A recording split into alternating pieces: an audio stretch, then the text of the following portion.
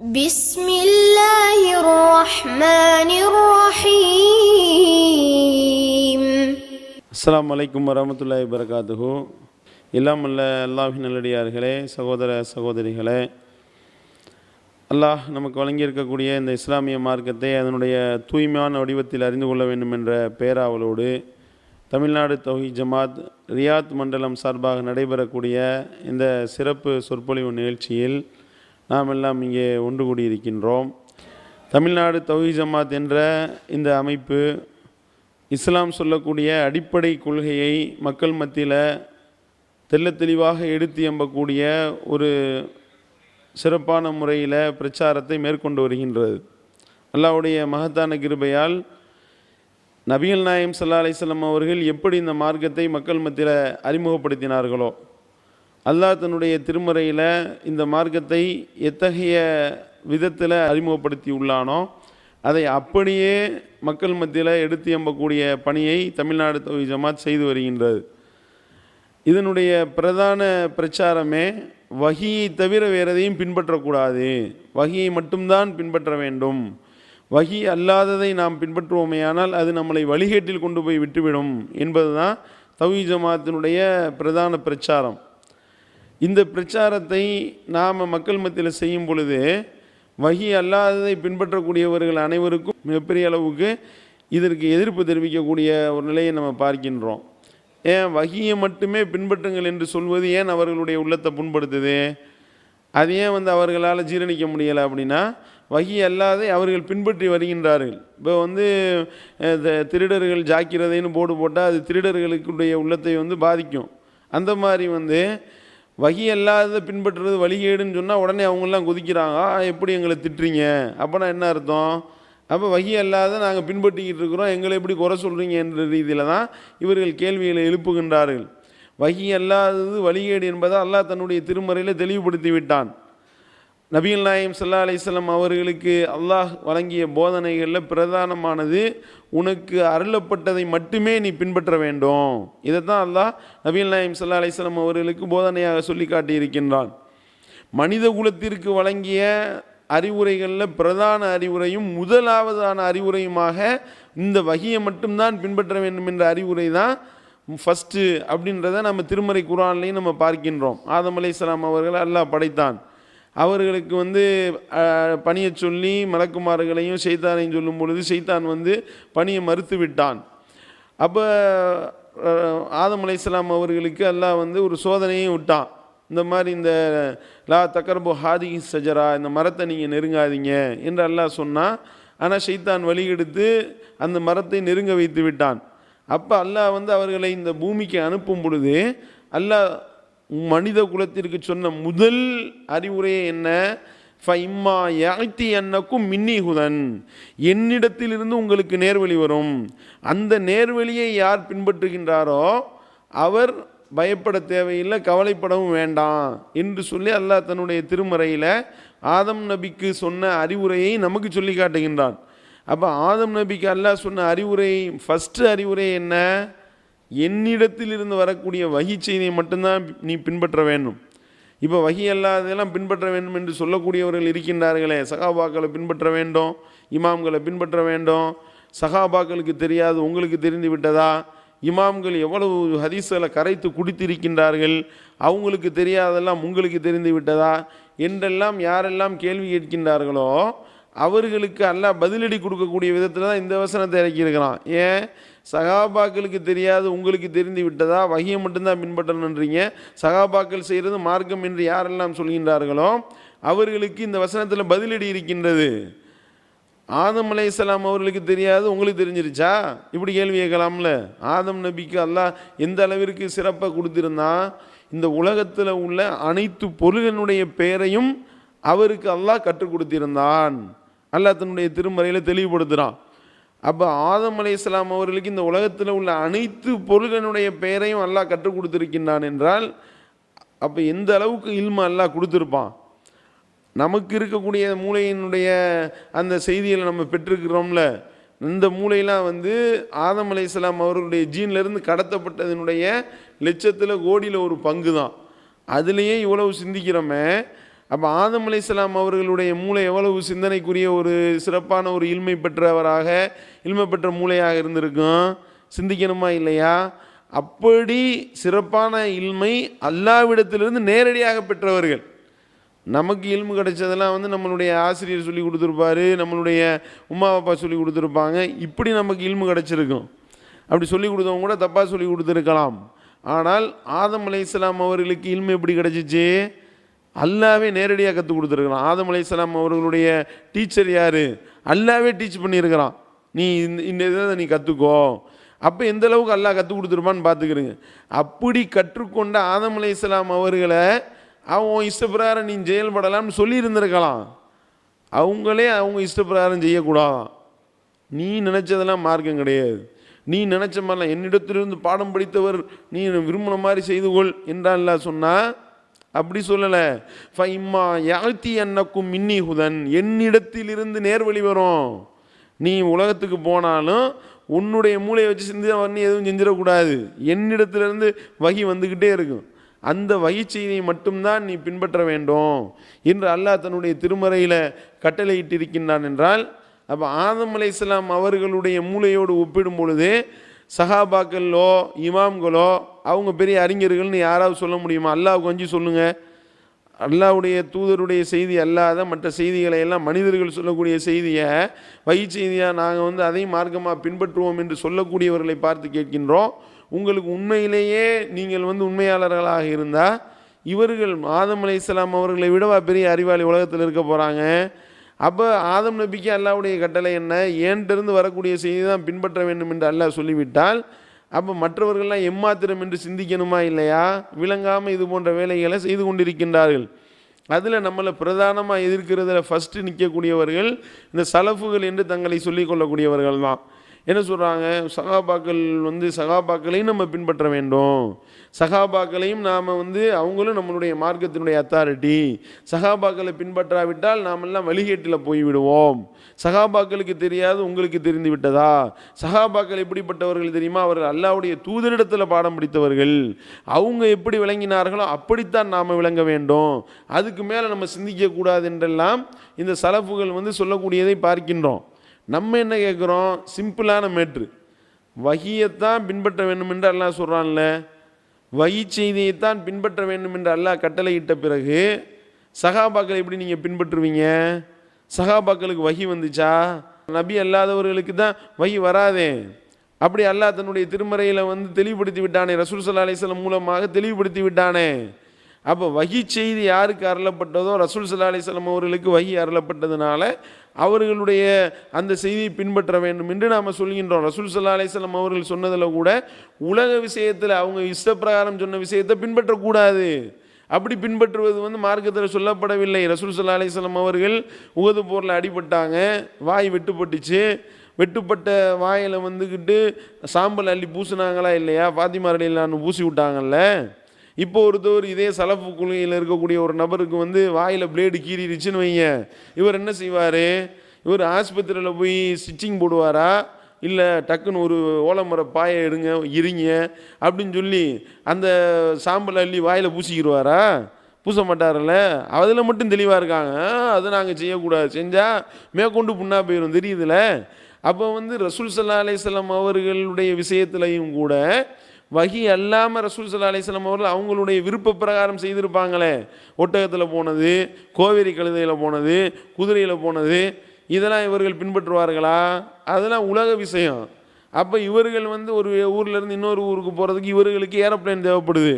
இவர்களுக்கு ஃப்ளைட்டும் ட்ரெயினும் பஸ்ஸும் தேவைப்படுகின்றதில்ல, காரும் தேவைப்படுதில்ல. அப்போ இதில் மட்டும் உங்கள் இஷ்டத்துக்கு வளைச்சிக்கிருவீங்களா? அப்போ அல்லாஹ்வுடைய தூதருக்கு தெரியாது, உங்களுக்கு தெரிந்து விட்டதா? கோவேரி கழுதையில் ஏறி போகாமல் நீங்கள் என்ன வந்துக்கிட்டு திமிரெடுத்த தனமாக நீங்கள் வந்துக்கிட்டு ஃப்ளைட்டில் போயிட்டுருக்கீங்க, அல்லாஹ்வுடைய தூதரை கேவலப்படுத்துறீங்கன்னு யாராவது சொன்னால் ஏற்றுக்கொள்வார்களா? இல்லை, நாங்கள் இது கேவலப்படுத்தலை, இதெல்லாம் உலக விஷயம். அதுதான் நாங்களும் சொல்லி கொண்டிருக்கின்றோம். வகியை மட்டும்தான் பின்பற்ற வேண்டும். வகி அல்லாத மற்ற விஷயங்கள் ரசூல் ஸல்லல்லாஹு அலைஹி வஸல்லம் அவர்கள் அவங்களுடைய இஷ்டப்பிரகாரம் சொல்லியிருந்தால் கூட பின்பற்றக்கூடாது என்று மார்க்க நிலைப்பாடு இருக்கும் பொழுது சகாபாக்கள் செல்வது எப்படி மார்க்கமாகும்? இதை நம்ம சொன்னோம்னா நம்ம மேலே ஃபித்னாவை கிளப்பி விட்டுருது. என்ன? சகாபாக்களை திட்டுறாங்க இவங்க, இதே வேலையை தானே கபூர் வணங்கியல் செய்து கொண்டிருந்தார்கள் 1980களில். நாம் வந்து அல்லாஹ் ஒருத்தனை மட்டும்தான் வணங்க வேண்டும் என்று சொன்னோமா, அவுலியாக்களை திட்டுறாங்க, கிளப்பி விட்டார்கள். நாம் ரசூல் ஸல்லல்லாஹு அலைஹி வஸல்லம் அவர்களை மட்டும்தான் பின்பற்ற வேண்டும். மதுகபி இமாம்களை எப்படி பின்பற்றுறது? அவங்க என்ன நபியா? அவங்களுக்கு என்ன வஹி வந்துச்சான்னு கேட்டோமா இல்லையா? அப்போ இவர்கள் என்ன சொன்னார்கள்? மதுகபி இமாம்களை இவர்கள் திட்டுகின்றார்கள். அதே அவதூறை அவர்கள் அப்படியே மாடிஃபிகேஷன் பண்ணி இப்போ அல்லாஹ்வுடைய தூதரை மட்டும்தான் பின்பற்ற நம்ம சொல்கிறோமா? இப்போ எப்படி கிளம்பியிருக்கிறாங்க? சஹாபாக்கள் நம்ம திட்டோன்னு கிளப்பி விட்டார்கள். எவ்வளோ பெரிய அநியாயம் இது! சஹாபாக்களை நாங்கள் திட்டினோமா? சஹாபாக்களை நாங்கள் இழிவுபடுத்தினோமா? சஹாபாக்களை எங்கே நாங்கள் திட்டினோம்? சஹாபாக்களினுடைய முக்கியத்துவத்தையும் அவர்கள் செய்த தியாகத்தையும் அவர்கள் இந்த மார்க்கத்துக்காக செய்த அர்ப்பணிப்பையும் அவர்கள் இந்த மார்க்கத்தை நிலைநாட்டுவதற்காக எவ்வளவோ பங்களிப்புகளை செய்திருப்பதையும் நம்ம தான் மக்கள் மத்தியில் கொண்டு போய் சேர்த்திருக்கின்றோம். தமிழ்நாடு தௌஹீத் ஜமாத் வந்த பிறகு தான் இந்த செய்தியெல்லாம் மக்கள் மத்தியில் போயிருக்கின்றது. மறுக்க முடியுமா? யாரெல்லாம் சஹாபாக்களை நாங்கள் திட்டுவதாக எங்கள் மேலே குற்றச்சாட்டு வைக்கின்றீர்களோ, அல்லாஹ் கொஞ்சம் நீங்கள் யோசனை பண்ணுங்கள். நாங்கள் வந்து பிரச்சாரம் பண்ணுறதுக்கு முன்னாடி சஹாபாக்களை பற்றி இந்த மக்களுக்கு தெரிந்ததா? சொல்லுங்க பார்ப்போம். எல்லாம் வந்துக்கிட்டு அவுலியாக்கள் என்ற பேரில் பீடி மஸ்தான் அவுலியா தெரியும், பீக்காட் அவுலியா தெரியும், காட்டு பாவா அவுலியா தெரியும். அதே மாதிரி சாவுல மீது பாச்சா, நாகூர் ஆண்டவர், பழனி ஆண்டவர் மாதிரி நாகூர் ஆண்டவர், ஏர்வாடி ஆண்டவர், இவர்களைத்தானே விளங்கி வைத்திருந்தார்கள் மக்கள்.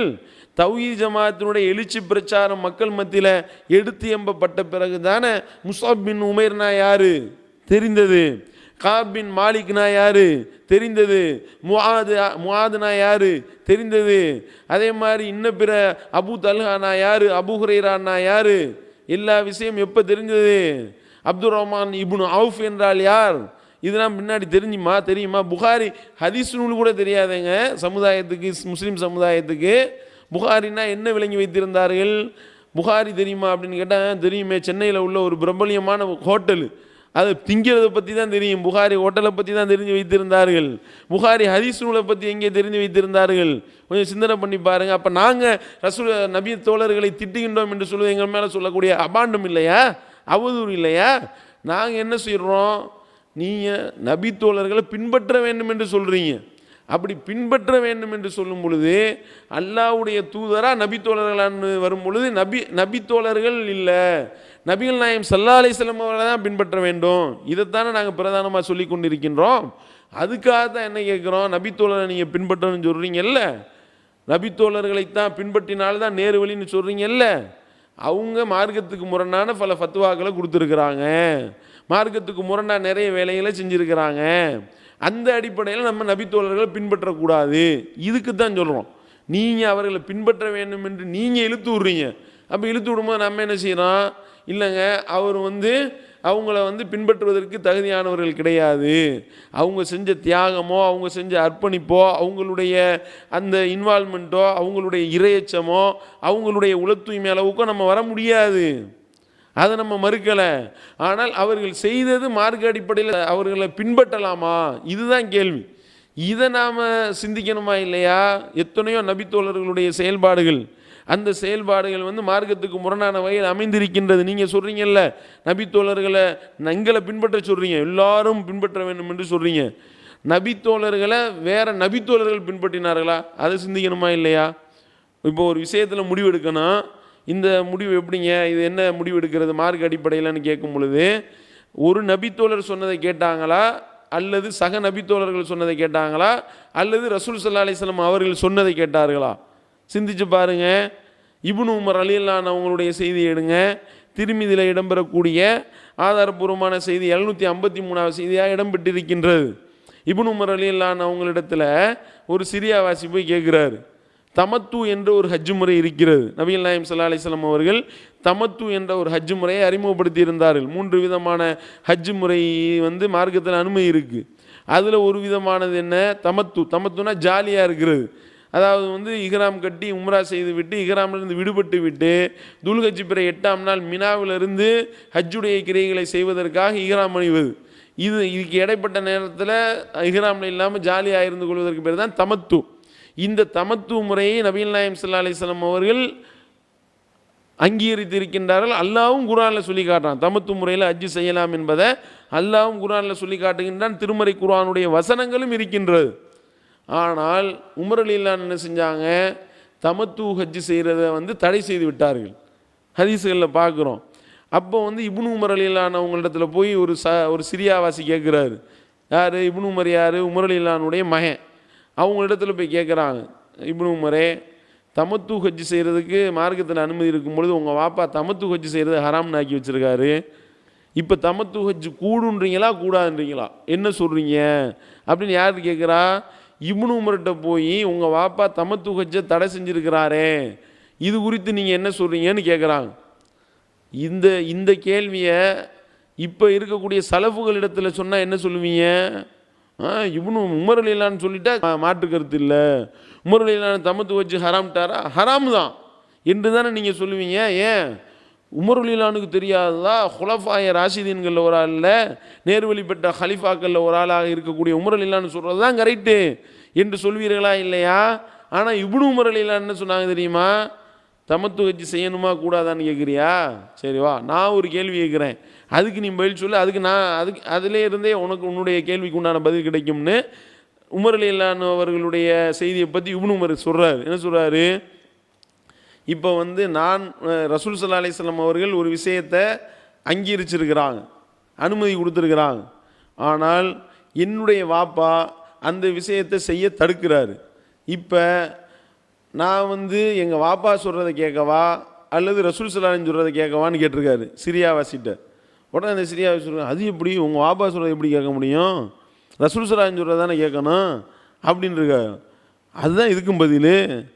எங்கள் வாப்பா சொல்கிறத கேட்கக்கூடாது, தமத்து வச்சு தடை செய்ய வச்சுருக்காருன்னா எங்கள் வாப்பாவுடைய சொந்த கருத்து, அதை நான் வந்து ஏற்றுக்கிற மாட்டேன், ரசூல் ஸல்லல்லாஹு அலைஹி வஸல்லம் சொன்னதை தான் கேட்பேன் என்று சொல்லி இப்னு உமர் ரலியல்லாஹு அன்ஹு அறிவிக்கக்கூடிய செய்தி திருமீதியில் 753 செய்தியாக பதிவு செய்யப்பட்டிருக்கா இல்லையா? இதுக்கு இந்த சலஃபுகள் என்ன சொல்கிறீங்க? இப்போ இப்னு உமர் வந்து இஸ்லாத்தை விட்டு வெளியே போயிட்டாரா சொல்லுங்கள். அப்போ எங்களெல்லாம் காஃபிர்ன்றீங்கல்ல, சஹாபியை பின்பற்றாதவரெல்லாம் காஃபிரு, நீ இஸ்லாத்தை விட்டு வெளியே போயிட்ட, இவன் ஓ மூளை பெருசா இல்லை இவன் சஹாபாக்களுடைய மூளை பெருசா, சஹாபாக்களுடைய மூளையை விட உங்கள் மூளை பெருசா போச்சான்னு கேள்வி கேட்குறீங்கல்ல. அப்போ என்ன சொல்ல வேண்டும் நீங்கள் சொல்லுங்கள். அப்போ இப்னு உமர் வந்து இஸ்லாத்தை விட்டு வெளியே போயிட்டாருன்னு ஃபத்வா கொடுக்க தயாரா சொல்லுவார்களா? அப்போ பெத்த மகனே வாப்பாவை பின்பற்ற தயார் இல்லை, நல்லா விளங்கிக்கிறங்க. நீங்கள் எங்களை பின்பற்ற சொல்கிறீங்க. பெத்த மகனே உமர் ரலியல்லாஹு அன்ஹுடைய பெத்த மகனே, அவங்க பெத்த மகன் இப்னு உமர் ரலியல்லாஹு அன்ஹு அவங்களே தன்னுடைய வாப்பாவை பின்பற்ற மாட்டேன்னு டிக்ளேர் பண்ணிட்டார். ஏன் ரசூல் ஸல்லல்லாஹு அலைஹி வஸல்லம் தான் நான் பின்பற்றுவேன்னு சொல்லியிருக்கும் பொழுது நீங்கள் எப்படி எங்களை திணிக்கிறீங்க? உள்ள சிந்திக்கணுமா இல்லையா? இது வந்து உமர் ரலியல்லாஹு அன்ஹுவை கேவலப்படுத்துறதல்ல, நபி ஸல்லல்லாஹு அலைஹி வஸல்லம் அவர்களை கண்ணியப்படுத்துவது. இதை நீங்கள் விளங்கி கொள்ள வேண்டும். அதே மாதிரி பாருங்கள், உமர் ரலியல்லாஹு அன்ஹு அவங்க வந்து பெண்கள் பள்ளிவாசலுக்கு வர்றதை வெறுத்திருக்கிறாங்க. ரசூல் ஸல்லல்லாஹு அலைஹி வஸல்லம் அவர்கள் பெண்களை பள்ளிவாசல் வர்றதற்கு அனுமதி கொடுத்தாங்க. பெண்கள் ஐவேளை தொழுகையிலையும் பள்ளிவாசலுக்கு வந்தாங்க. எல்லாம் தெளிவாக இருக்கா இல்லையா ஹதீஸ்களில்? ஆனால் உமர் ரலியல்லாஹு அன்ஹு அவர்கள் பெண்கள் பள்ளிவாசலுக்கு வர்றதை வெறுத்தாங்க. அப்போ உமர் ரலியல்லாஹு அன்ஹுடைய மனைவி என்ன செஞ்சாங்க? அவங்க பள்ளிவாசலில் தொழுக போயிருக்கிறாங்க. அப்போ உமர் ரலியல்லாஹு அன்ஹுடைய மனைவிட்ட போய் கேட்டிருக்காங்க, உன்னுடைய கணவர் கடுமையான ரோசக்காரராச்சே, பொம்பளைங்க பள்ளிவாசலுக்கு வர்றதை வெறுப்பாரே, நீ என்னம்மா வந்துக்கிட்டு இருக்கிற, உன்னை தடுக்கலையா அவர் அப்படின்னு கேட்டிருக்காங்க. அப்போ உமர் ரலியல்லாஹு அன்ஹுடைய மனைவி சொன்னாங்களாம், அவர் எப்படி என்னை தடுப்பார், பள்ளிவாசலுக்கு வரக்கூடிய பெண்களை நீங்கள் தடுக்காதீர்கள் என்று சொல்லி அல்லாஹ்வுடைய தூதருடைய சொல்லு இருக்கே அது அவரை தடுத்து விடும் அப்படின்ட்டாங்க. அப்போ உமர் ரலியல்லாஹு அன்ஹுடைய மனைவி உமர் ரலியல்லாஹு அன்ஹுடைய சொல்லி பேச்சு கேட்கலையே, உமர் ரலியல்லாஹு அன்ஹு உங்களுக்கு கட்டுப்படலையே, அவரையும் ஃபத்வா கொடுத்து காஃபிராக்கி விடுங்க. அப்போ உமர் ரலியல்லாஹு அன்ஹு அவர்களை மதிக்காமல் பெண்கள் பள்ளிவாசலுக்கு தொழலாம் என்று சொல்லி பள்ளிவாசலில் போய் தொழுத உமர் ரலியல்லாஹு அன்ஹுடைய மனைவி இஸ்லாத்தை விட்டு வெளியேறி விட்டார்னு ஃபத்வா கொடுக்க தயாரா சொல்வார்களா? சிந்திக்கணுமா இல்லையா? அதே மாதிரி பாருங்க, தமத்து ஹஜ் முறை ஹராம்னு சொன்னது வந்து உமர் ரலியல்லாஹு அன்ஹு மட்டும் சொல்லலை, தடை விதிக்கலை, உஸ்மான் ரலியல்லாஹு அன்ஹு தடை விதிச்சிருக்காங்க. தமத்து ஹஜ் முறைக்கு உஸ்மான் ரலியல்லாஹு அன்ஹு அவர்களும் தடை விதித்தார்கள். இதை கேட்ட அலி ரலியல்லாஹு அன்ஹு என்ன செஞ்சாங்க தெரியுமா? யாருடைய சொல்லுக்கும் அல்லாஹ்வுடைய தூதருடைய சொல்ல நான் மீற மாட்டேனே, அல்லாஹ்வுடைய தூதரை ஒரு அனுமதி கொடுத்துருக்கும் போது நீ என்ன தடை போடுறது என்று சொல்லி நான் தமத்து ஹஜ் செய்ய போறேன் என்று இஹ்ராம் அணிந்ததாக ஆதாரபூர்வமான செய்தி இருக்கே. மறுக்க முடியுமா? அப்போ நீங்கள் சொல்கிறீங்கல்ல குலஃபாய ராசிதன்களை பின்பற்ற வேண்டும். ஒரு குலஃபாய ராசிதன்களில் ஒருத்தவர் தமத்து ஹஜ்ஜு தடை போட்டிருக்காரு, இன்னொருத்தவர் வீம்புக்கு நான் செய்வேன், என்ன யார் தடுப்பா பார்ப்போமா என்று சொல்லி அலி ரலியல்லாஹு அன்ஹு அவர்கள் அவங்களுக்கு சவால் விட்டுட்டு போனாங்களே தமத்து ஹஜ்ஜு செய்கிறதுக்கு. தெளிவாக வருகின்றதே, மறுக்க முடியுமா? புகாரில் இடம்பெற்றிருக்கக்கூடிய செய்தியை நம்ம பார்க்கிறோம். 1563வது செய்தியாக இது பதிவு செய்யப்பட்டிருக்கு. அதே புகாரி 1569வது செய்தியில் எப்படி வருது? நேராக போகிறாங்க, உஸ்மான் ரலியல்லாஹு போனாங்களாம். அலி ரலியல்லாஹு போய் தமத்து ஹஜ்ஜு தடை போட்டீங்களோ, தமத்து ஹஜ்ஜுக்கு தடையாக போட்டிருக்கீங்க, அல்லாஹ்வுடைய தூதருடைய வழிமுறையை தடுப்பதை தவிர உங்களுக்கு வேற எந்த நோக்கமும் கிடையாது, நான் பண்ணுவேன் தமத்து ஹஜ்ஜு என்று சொல்லி செய்தார்களே. அப்போ இந்த சலஃபு கும்பல் அங்கே இருந்தால் அலி ரலியல்லாஹு இஸ்லாத்தை விட்டு வெளியேக்கிப்பீங்கல்ல, சிந்திக்கணுமா இல்லையா? அப்போ யார் இது உஸ்மான் ரலியல்லாஹு கேவலப்படுத்துறதா, உமர் ரலியல்லாஹு கேவலப்படுத்துறதா? இப்போ தமத்து ஹஜ்ஜு எல்லா சலஃபுகளும் செய்கிறீங்க, எத்தனை ஒவ்வொரு சலஃபுகளும் தமத்து ஹஜ்ஜு செய்கிறீங்களா இல்லையா? அனுமதி கொடுத்துருக்கீங்கல்ல, அப்போ நீங்கள் கேவலப்படுத்துறீங்களா? அப்போ எல்லாரும் கேவலப்படுத்துறீங்களா? அப்போ நீங்கள் சரியான ஆட்களாக இருந்தால் என்ன செய்ய வேண்டும்? தமத்து ஹஜ்ஜு மார்க்கத்தில் ஹராமாக்கப்பட்டு விட்டதுன்னு டிக்ளேர் பண்ணுங்க, நாங்கள் ஒப்புக்கொள்கின்றோம், நீங்கள் உண்மையிலே சகாபாக்களை மதிக்கிறதா நாங்கள் நம்புவோம். அப்போ இஸ்லாத்தை விட்டு வெளியே போயிடுவீங்க, அது வேற விஷயம். அதே மாதிரி தமத்து ஹஜ்ஜு செய்வதற்கு மார்க்கத்தில் அனுமதி இருக்கின்றதே, அல்லாஹ் குர்ஆனில் அனுமதிக்கிறானே. அப்போ அந்த குர்ஆன் வசனத்தை தூக்க தயாரா நீங்கள்? சொல்லுங்க பாப்போம், அல்லாஹ்வுக்கு அஞ்சி பேசுங்க. அப்போ உங்களுடைய இஷ்ட பிரகாரம் வளர்ப்பீங்க, எங்களை குறை சொல்லணும், அதுதானே உங்களுடைய பிரதானமான நோக்கமாக இருக்கின்றது. சிந்திச்சு பாருங்க. அப்போ தமத்து ஹஜ்ஜில் இப்படி.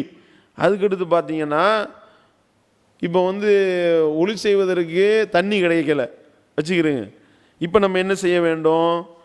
இது பச்சை குழந்தைக்கும் தெரியும், அது நம்ம தயமம் செய்ய வேண்டும் அப்படின்னு நம்ம சொல்லுவோம். தண்ணி இல்லாட்டி தயமம் செய்யணும். தண்ணீர் கிடைக்காத வரை தொலைவே கூடாது அப்படின்னு சொல்லி யார் சொல்லியிருக்கா? உமர் ரலியல்லாஹு ஃபத்வா கொடுத்துருக்காங்க. தயமம் செய்வது மார்க்கத்தில் கிடையாது, தண்ணி கிடைக்கிற வரைக்கும் நம்ம என்ன செய்ய வேண்டும்? தொலைவே கூடாது என்று சொல்லி உமர் ரலியல்லாஹு அவர்கள் சொன்னதாக செய்தி இருக்கா இல்லையா? முஸ்லீமில் 553வது செய்தியாக இந்த செய்தி இடம்பெற்றிருக்கின்றது. உங்களுக்கு திராணி இருந்தால் சலஃபு கொள்கையில் இருக்கக்கூடியவர்களை பார்த்து கேட்குறோம், சஹாபாக்களை நாங்கள் பின்பற்றுவோம், பின்பற்றாவிட்டால் வழிகேடெல்லாம் யாரெல்லாம் சொல்கின்றீர்களோ தயமம் செய்கிறது ஹராம்னு அறிவிக்கணும். இப்போ நீங்கள் அறிவிக்க தயாரா? எந்த அளவுக்குன்னா ரசூல் ஸல்லல்லாஹு அலைஹி வஸல்லம் அவர்கள்ட்ட போய் இது சம்பந்தமாக ஃபத்வாவும் கேட்கப்பட்டிருக்கு. உமர் ரலியல்லாஹு அவர்களும் அம்மார் ரலியல்லாஹு அவங்களும் ஒரு பிரயாணத்தில் போகும்போது 2 பேரும் குளிப்பு கடமையாகி விட்டது. இப்போ 2 பேரும் இப்போ குளிக்கணும், குளிக்கிறதுக்கு தண்ணியை பார்க்குறாங்க, தண்ணியை காணோம். அப்போ என்ன செய்கிறது? தயமம் செய்யணும்னு சொல்லிட்டு இவர் என்ன செய்கிறாரு? அம்மார் ஐடியா பண்ணுறாரு. அதாவது ஒளி செய்கிறதுக்கு தண்ணி இல்லாவிட்டால் தயமம் செய்ய வேண்டும்னு இருக்குது, குளிக்கிறதுக்கு தண்ணி இல்லாட்டா அப்போ என்ன பண்ணுறது? தயமம் பத்தாதே, பேசாமல் மண்ணில் கடந்து உருண்டுருவோன்னு உருள்றாரு. கடந்து உருண்டு தொழுதுடுறாரு. தொழுதுட்டு 2 பேரும் போய் ரசூல் ஸல்லல்லாஹு அலைஹி வஸல்லம் அவர்களை பார்க்கும்போது கேட்குறான், இந்த மாதிரி யார் ரசூலல்லாஹ் அப்படி தண்ணி கிடைக்கல, நான் நல்லா உருண்டுட்டேன், எல்லா இடத்துலையும் மண்ணு படணும்ல, ஒளி செய்கிறதுக்கு கையிலையும் மூஞ்சிலையும் அடிக்கிறான், இப்போ இந்த மாதிரி உருண்டேன்னா ரசூல் ஸல்லல்லாஹு அலைஹி வஸல்லம் சிரிச்சிட்டு, ஏன்பா நீ தயமம் செஞ்சால் பத்தாதா, அதுவே போதும்பான்னு சொன்னாங்கன்ட்டு தெளிவான ஹதீஸ் இருக்குது. அப்போ இதை உமர் ரலியல்லாஹு அவர்கள் மறுக்கிறாங்க. அதெல்லாம் கிடையாது, இல்லை நான் 2 பேரும் தானே போனோம், இந்த மாதிரி ஃபத்வா கேட்டமே, ரசூல் ஸல்லல்லாஹு அலைஹி வஸல்லம் அவர்கள் இப்படி ஃபத்வா கொடுத்தாங்களே என்று சொல்லி அம்மார் ரலியல்லாஹு சொன்னதை உமர் ரலியல்லாஹு மறுக்கிறாங்க. இத்தகில்லா, அல்லாஹ்வை பயந்துக்கோ, சொல்லாத இப்படி என்று சொன்னோனையும், அப்போ அமீருல் மோமினீனே நீங்கள் வேணான்னு சொன்னால் நான் அறிவிக்கிறதை நிப்பாட்டிடுறேன் அப்படின்ட்டார் அவர். பார்த்துக்கிறங்க. அப்போ தயமம் சம்பந்தமாக திருமறை குர்ஆன் வசனம் இருக்கிறதே, மறுக்க முடியுமா? இப்னு மஸ்ஊத் ரலியல்லாஹு அவர்கள் அவங்க எந்த அளவுக்கு சிறப்பு வாய்ந்த ஒரு நபித்தோழர், அவங்களிடத்திலிருந்து திருமறை குர்ஆனை கற்றுக்கொள்ளுங்கள் என்று நபிகள் நாயகம் ஸல்லல்லாஹு அலைஹி வஸல்லம் அவர்கள் சொல்லி இருக்கக்கூடிய அளவுக்கு சிறப்பு வாய்ந்த ஒரு நபித்தோழர் அவர். சரியா? அந்த இப்னு மஸ்ஊத் ரலியல்லாஹு அவங்களும் இதே மாதிரி தயமம் செய்யக்கூடாதுன்னு தடுத்திருக்கிறாங்க. ஒளி செய்வதற்கு தண்ணி இல்லாவிட்டால் தயமம் செய்யக்கூடாது, தண்ணி கிடைக்கிற வரைக்கும் தொழக்கூடாது என்று சொல்லியிருக்காங்களா இல்லையா? அந்த செய்தி புகாரியில் 346வது செய்தியாகவும் 347வது செய்தியாகவும் இடம்பெற்றிருக்கின்றது. டிக்ளேர் பண்ணுங்க. இப்போ தயமம் செய்கிறது ஹராம்னு சொல்லுங்க. எந்த அளவுக்கு அபு மூஸா ரலியல்லாஹு போய் கேட்குறாரு, இந்த மாதிரி ஒளி செய்கிறதுக்கு தண்ணி இல்லாவிட்டால் என்ன செய்யணும் இப்னு மஸ்ஊத் ரலியல்லாஹு அன்ஹு சொல்கிறாங்க, தொழக்கூடாது. தயமம் செய்கிறது, தயமம்லாம் செஞ்சுக்கிட்டு தொழக்கூடாது, தொழவே கூடாது, தண்ணி கிடைக்கிற வரைக்கும் தொழக்கூடாதுன்ட்டார். உடனே வந்து அபு மூசா என்ன செய்கிறாரு, அபு மூசா சொல்கிறாரு, அம்மார் ரலியல்லாஹு அன்ஹு அறிவிச்சாரா இல்லையா, ரசூல் ஸல்லல்லாஹு அலைஹி வஸல்லம் அவர்கள் தயமம் செய்ய சொல்லி அறிவிச்சாங்கன்ட்டு அப்படின்னோடனையும் உடனே சொல்கிறாரு, அதுதான் உமர் ரலியல்லாஹு அன்ஹு ஏற்றுக்கிறலையில அப்படின்ட்டார். அப்போ வந்து அபு மூசா என்ன விட மாட்டுறாரு. அவர் கேட்குறாரு, சரி ஓகே, உமர் ரலியல்லாஹு அன்ஹு அம்மாருடைய அறிவிப்பை விட்டுருவோம், அம்மாருடைய அறிவிப்பு வேணாம், அவர் ஏற்றுக்கிற மாட்டேன்றீங்க, விட்டுருவோம். அல்லாஹ் அல் மாயிதா அத்தியாயத்தில் 5வது அத்தியாயத்தில் 6வது வசனத்தில் தண்ணீரை நீங்கள் பெற்றுக்கொள்ளாவிட்டால் தயமம் செய்யுங்கன்னு அல்லாஹ் சொல்லியிருக்கானே, அந்த வசனத்துக்கு என்ன என்று கேள்வி கேட்குறாரு. அதுக்கு இப்னு மஸ்ஊத் ரலியல்லாஹு அன்ஹு சொல்கிறாங்க, அதை அனுமதிச்சோம்னா குளிர் அடித்தா கூட தயமம் பண்ண ஆரம்பிச்சிடுவாங்க, ஹராம் அது அப்படின்ட்டாங்க. எப்படி ஏற்றுக்கொள்வீங்க? அப்போ வந்துக்கிட்டு நீங்கள் இதுக்கெல்லாம் எந்த ஒரு சலவியாவது இது வரைக்கும் வாயை திறந்தீர்களா? யாராவது இதுக்கெல்லாம் வாயை திறந்து பதில் சொன்னால் மாட்டிக்கிறீங்க. அதனால தானே விவாதிக்க வர மாட்டீங்க. விவாதிக்க வாங்க, நேராக உட்காந்து பேசுவோம் என்று அழைக்கின்றோமே, வந்தீர்களா? கல்லூலி மங்கனை போல வர மறுக்கின்றீர்களே. அப்போ என்ன காரணம்? இதெல்லாம் கேள்வி கேட்டால் நீங்கள் வந்து அதெல்லாம் மறுக்க வேண்டியது வரும். அப்போது தயமம் இல்லைன்னு டிக்ளேர் பண்ணுங்களேன். தயமம் செய்கிறது ஹராம்னு டிக்ளேர் பண்ண தயாரா? நீங்கள் இப்போ தயமம் செய்கிறதுக்கு மார்க்கத்தில் அனுமதி கொடுக்குறீங்க. அப்போ யாரெல்லாம் தயமம் செய்ய மார்க்கத்தில் அனுமதி கொடுக்குறீங்களோ அவரெல்லாம் உமர் ரலியல்லாஹு அன்ஹுவை இழிவுபடுத்தி விட்டார் நாங்கள் சொல்லுவோம். இப்போ சொன்னா ஒத்துக்குருவீங்களா? இப்னு மஸ்ஊத் ரலியல்லாஹு அன்ஹுவை கேவலப்படுத்தி விட்டு தான் நீங்கள் தயமம் செய்கிறீர்கள் என்று சொன்னால் உங்களால் ஒத்துக்கொள்ள முடியுமா? அப்போ நீங்கள் என்ன செய்வீங்க? ரசூல் ஸல்லல்லாஹு அலைஹி வஸல்லம் என்ன சொன்னாங்களோ அதுதான் நம்ம இருக்கோம், அதைத்தானே நாங்களும் சொல்லிக்கிட்டு இருக்கிறோம். சிந்திக்கணுமா இல்லையா?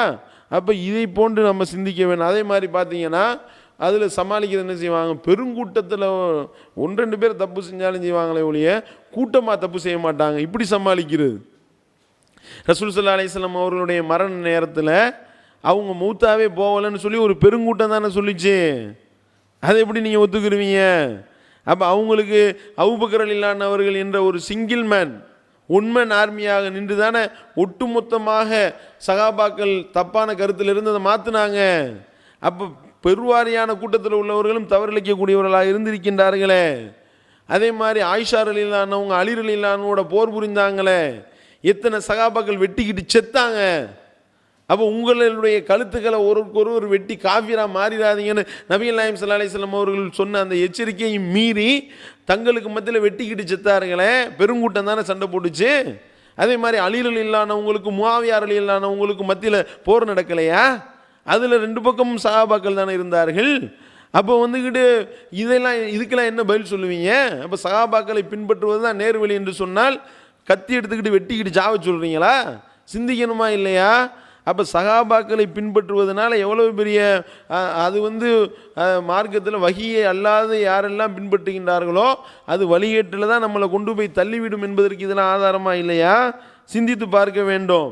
அதுக்கடுத்து ரசூல் ஸல்லல்லாஹு அலைஹி வஸல்லம் அவர்களும் முன்னறிப்பு செஞ்சுருக்காங்க. இந்த மாதிரி மறுமையில் ஹவுலுல் கௌசர் தடாகத்தில் நான் மற்றவர்களுக்கு நீர் போட்டி கொண்டிருக்கும் பொழுது சில நபர்களை மலக்குமார்கள் அடித்து விரட்டுவார்கள், ஹவுலுல் கௌசர் தடாகத்துக்குள்ளே தண்ணி அருந்த விடாமல் தடுப்பார்கள். அப்போ நான் சொல்லுவேன், யார் விரட்டுறாங்கன்னு எட்டி பார்த்தா எல்லாம் சஹாபாக்களில் ஒரு சிறு கூட்டம். அஸ்ஹாபி அஸ்ஹாபி, இவர்களெல்லாம் என்னுடைய தோழர்கள், இவர்களை நீங்கள் விரட்டாதீங்க என்று நான் அவரிடத்தில் சொல்லுவேன். அதற்கு அல்லாஹ்விடத்திலிருந்து எனக்கு பதிலளிக்கப்படும், லா தத்ரி, இவர்களை பற்றி உங்களுக்கு தெரியாது, இவர்கள் உங்களோட இருந்த வரைக்கும் நீங்கள் இந்த மார்க்கத்தில் இருந்தாங்க, நீங்கள் மரணித்த பிறகு என்ன செஞ்சாங்க, இவங்க தங்களுடைய குதிங்காலின் பக்கம் போய் முருத்தத்தாக மாறிவிட்டார்கள், புதிய புதிய பிதஅத்துகளை உள்ளே நுழைத்து விட்டார்கள் என்று சொல்லி ஒரு சில சஹாபாக்களை பற்றி அறிவிக்கப்படும் என்று ரசூல் ஸல்லல்லாஹு அலைஹி வஸல்லம் அவர்கள் சொல்லியிருக்கின்றார்களா இல்லையா? அப்போ இதுக்கு என்ன பதில் சொல்கிறீங்க? இதுக்கு எந்த ஒரு சலஃபியாவது இதுவரைக்கும் வாயை திறந்து இருக்கின்றீர்களா? இதுவரைக்கும் வாயை திறக்கலை. அப்போ வந்துக்கிட்டு 2 பாங்கு சொல்கிறது உஸ்மான் ரலியல்லாஹு அன்ஹு அவர்கள் உருவாக்கிய புதிய நடைமுறை.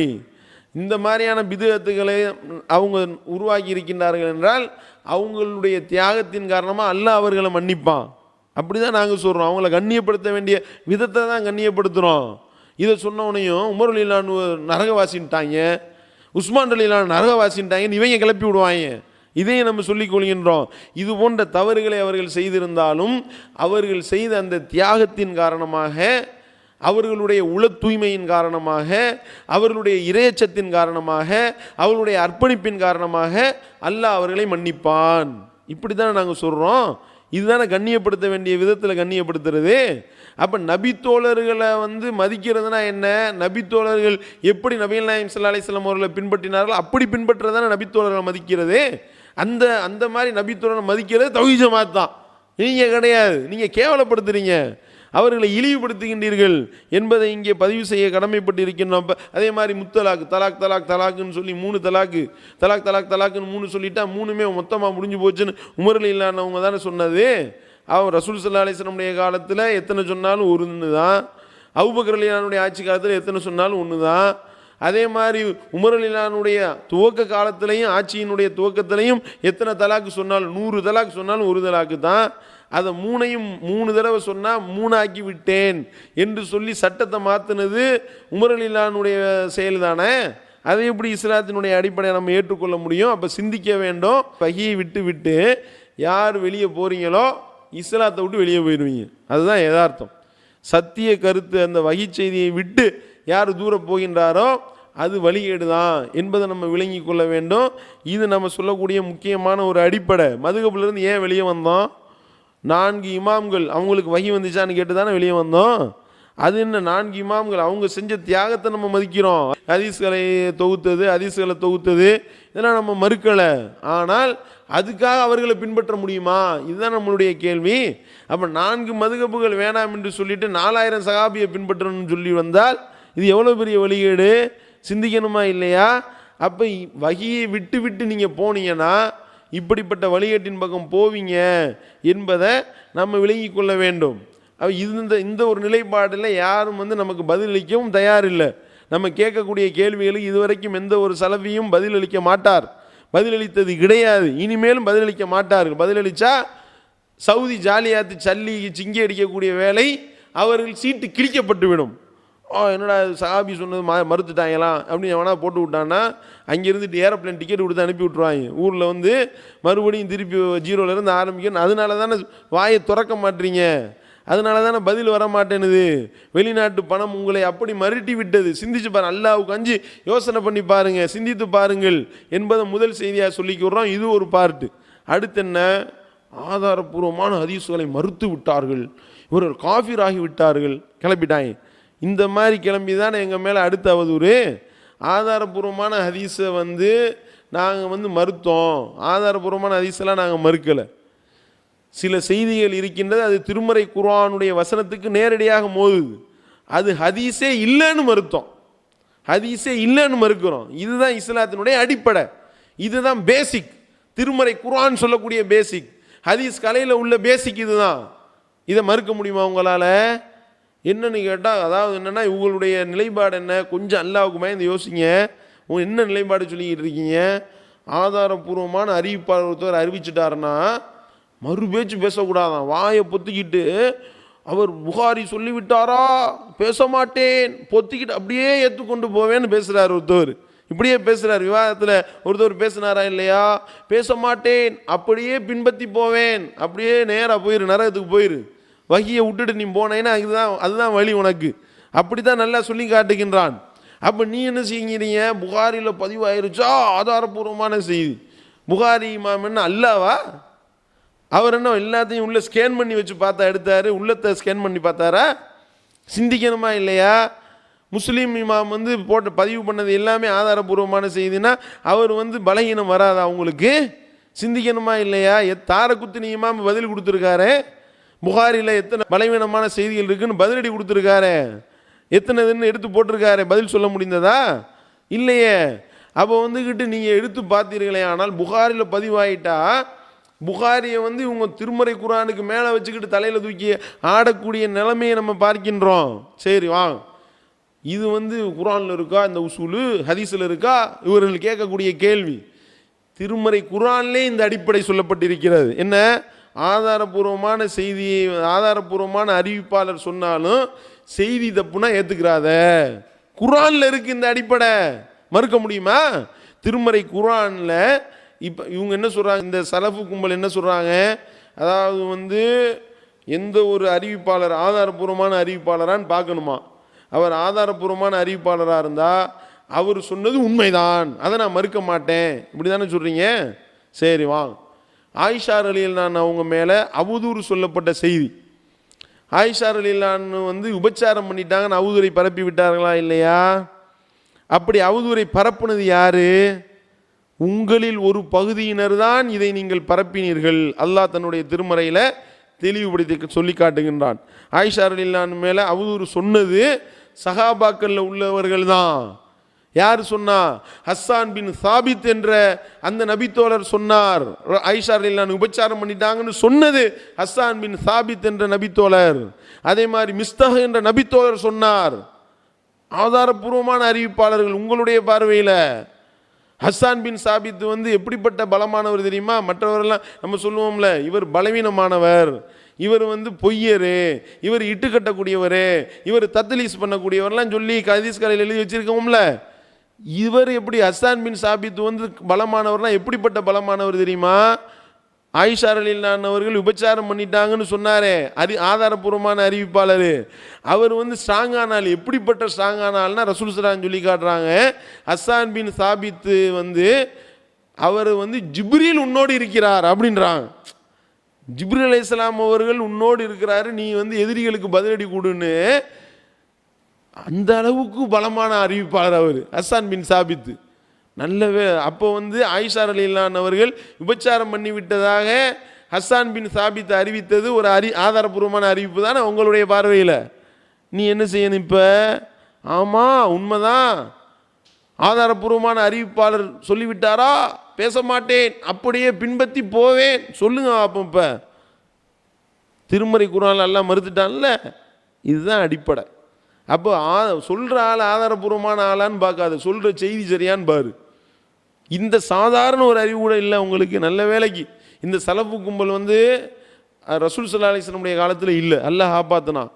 இந்த கும்பல் அங்கே இருந்திருந்தாங்கன்னு வைங்களேன், சொல்லியிருப்பாங்க. ஆதாரபூர்வமான அறிவிப்பாளர் ஹஸ்ஸான் பின் சாபித் அறிவிக்கிறாரு, மிஸ்தஹ் ரலியல்லாஹு அறிவிச்சிருக்காங்க. அப்படி ஆதாரபூர்வமான அறிவிப்பாளராக இருக்கக்கூடிய ஹஸ்ஸான் பின் சாபித்தும் அதே மாதிரி மிஸ்தகும் இன்னொரு நபித்தோழரும், இந்த 3 நபித்தோழரும் சேர்ந்து அறிவிக்கும் பொழுது அதை மறுக்கலாமா? கேள்வி கேட்டிருப்பாங்களா இல்லையா? அப்போ நீங்கள் உண்மையாளர்களாக இருந்தால் இப்படி வந்து நீங்கள் ஆதாரபூர்வமான அறிவிப்புன்னு சொல்லி ஆயிஷா ரலியல்லாஹு மேலே அவதூறு பட்டம் கட்டி விட்டுருப்பீங்க.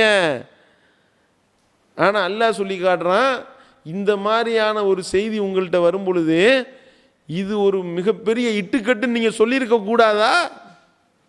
இது மிகப்பெரிய அவதூறு நீங்கள் சொல்லியிருக்க வேண்டாமா? இதை மறுத்திருக்க கூடாதா? அல்லாஹ் கேள்வி எழுப்புறான். அதைத்தான் நாங்கள் சொல்கிறோம். இப்படி அல்லாஹ்வுடைய தூதர் மேலே இட்டுக்கட்டு, ஆயிஷா ரலியல்லாஹு மேலே இட்டுக்கட்டு, ஆதாரபூர்வமான ஹதீஸ் என்ற பேரில் எழுதி வைத்திருக்கின்றீர்கள்.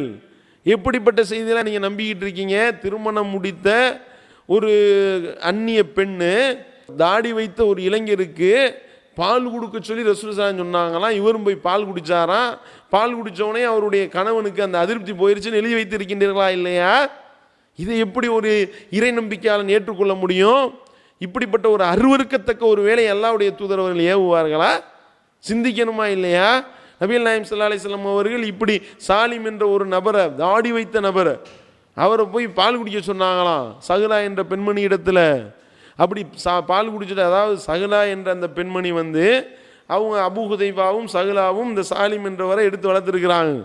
தாடி வச்ச நபராக இருந்திருக்கிறார். இதை நம்ம ஏற்றுக்கொள்ளல, நம்ம பொய், இதை பொய்ன்றோம், இட்டு கட்டப்பட்டது கட்டுக்கதை என்று சொல்கின்றோம். அவர்கள் உண்மை என்று சொல்கிறாங்க. அந்த 2 பேர் என்ன செஞ்சாங்களா, இவங்களை எடுத்து வளர்த்தாங்களாம். சாலிம் அவரும் தாடி வச்ச ஆளா பெரிய ஆளாயிட்டார். தாடி வளர்கிற அளவுக்குன்னா எவ்வளோ பெரிய ஆளாக இருப்பார்னு பார்த்துக்கிறோங்க. இப்போ பாலுக்குடி சட்டம் அந்த வளர்ப்பு மகன் இல்லை என்ற வசனத்தை எல்லாம் இறக்கிட்டான். இப்போ அந்நிய ஆளாயிட்டார். தாடி வச்ச சாலிமு வளர்த்தெடுத்த அந்த மக்களுக்கு அபூ ஹுதைஃபாவுக்கும் அதே மாதிரி சஹலா என்ற அந்த பெண்மணிக்கும் அந்நிய ஆளாயிட்டார். இப்போ தனியாக இருக்கலாமா? சஹலாவும் சாலிமும் தனியாக இருக்கலாமா? கூடாதுல.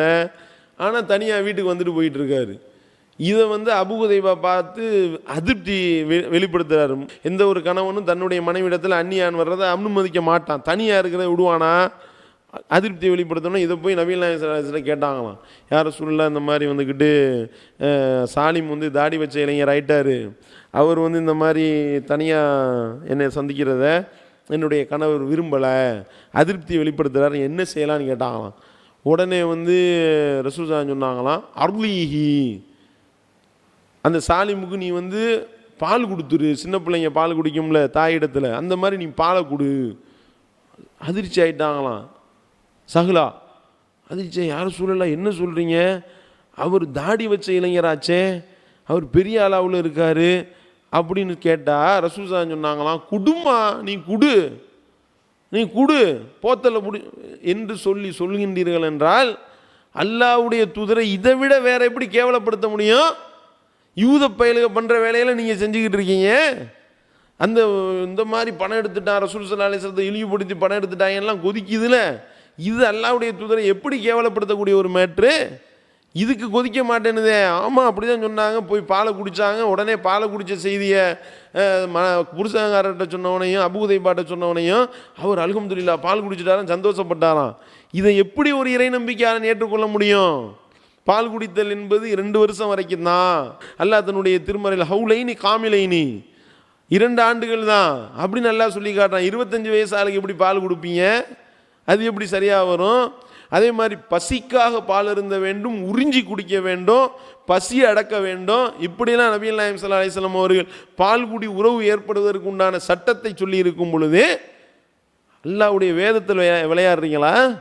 அல்லாஹ்வுடைய தூதருடைய கண்ணியத்தில் விளையாடுறீங்களா? ஒழுக்கத்தில் விளையாடுறீங்களா?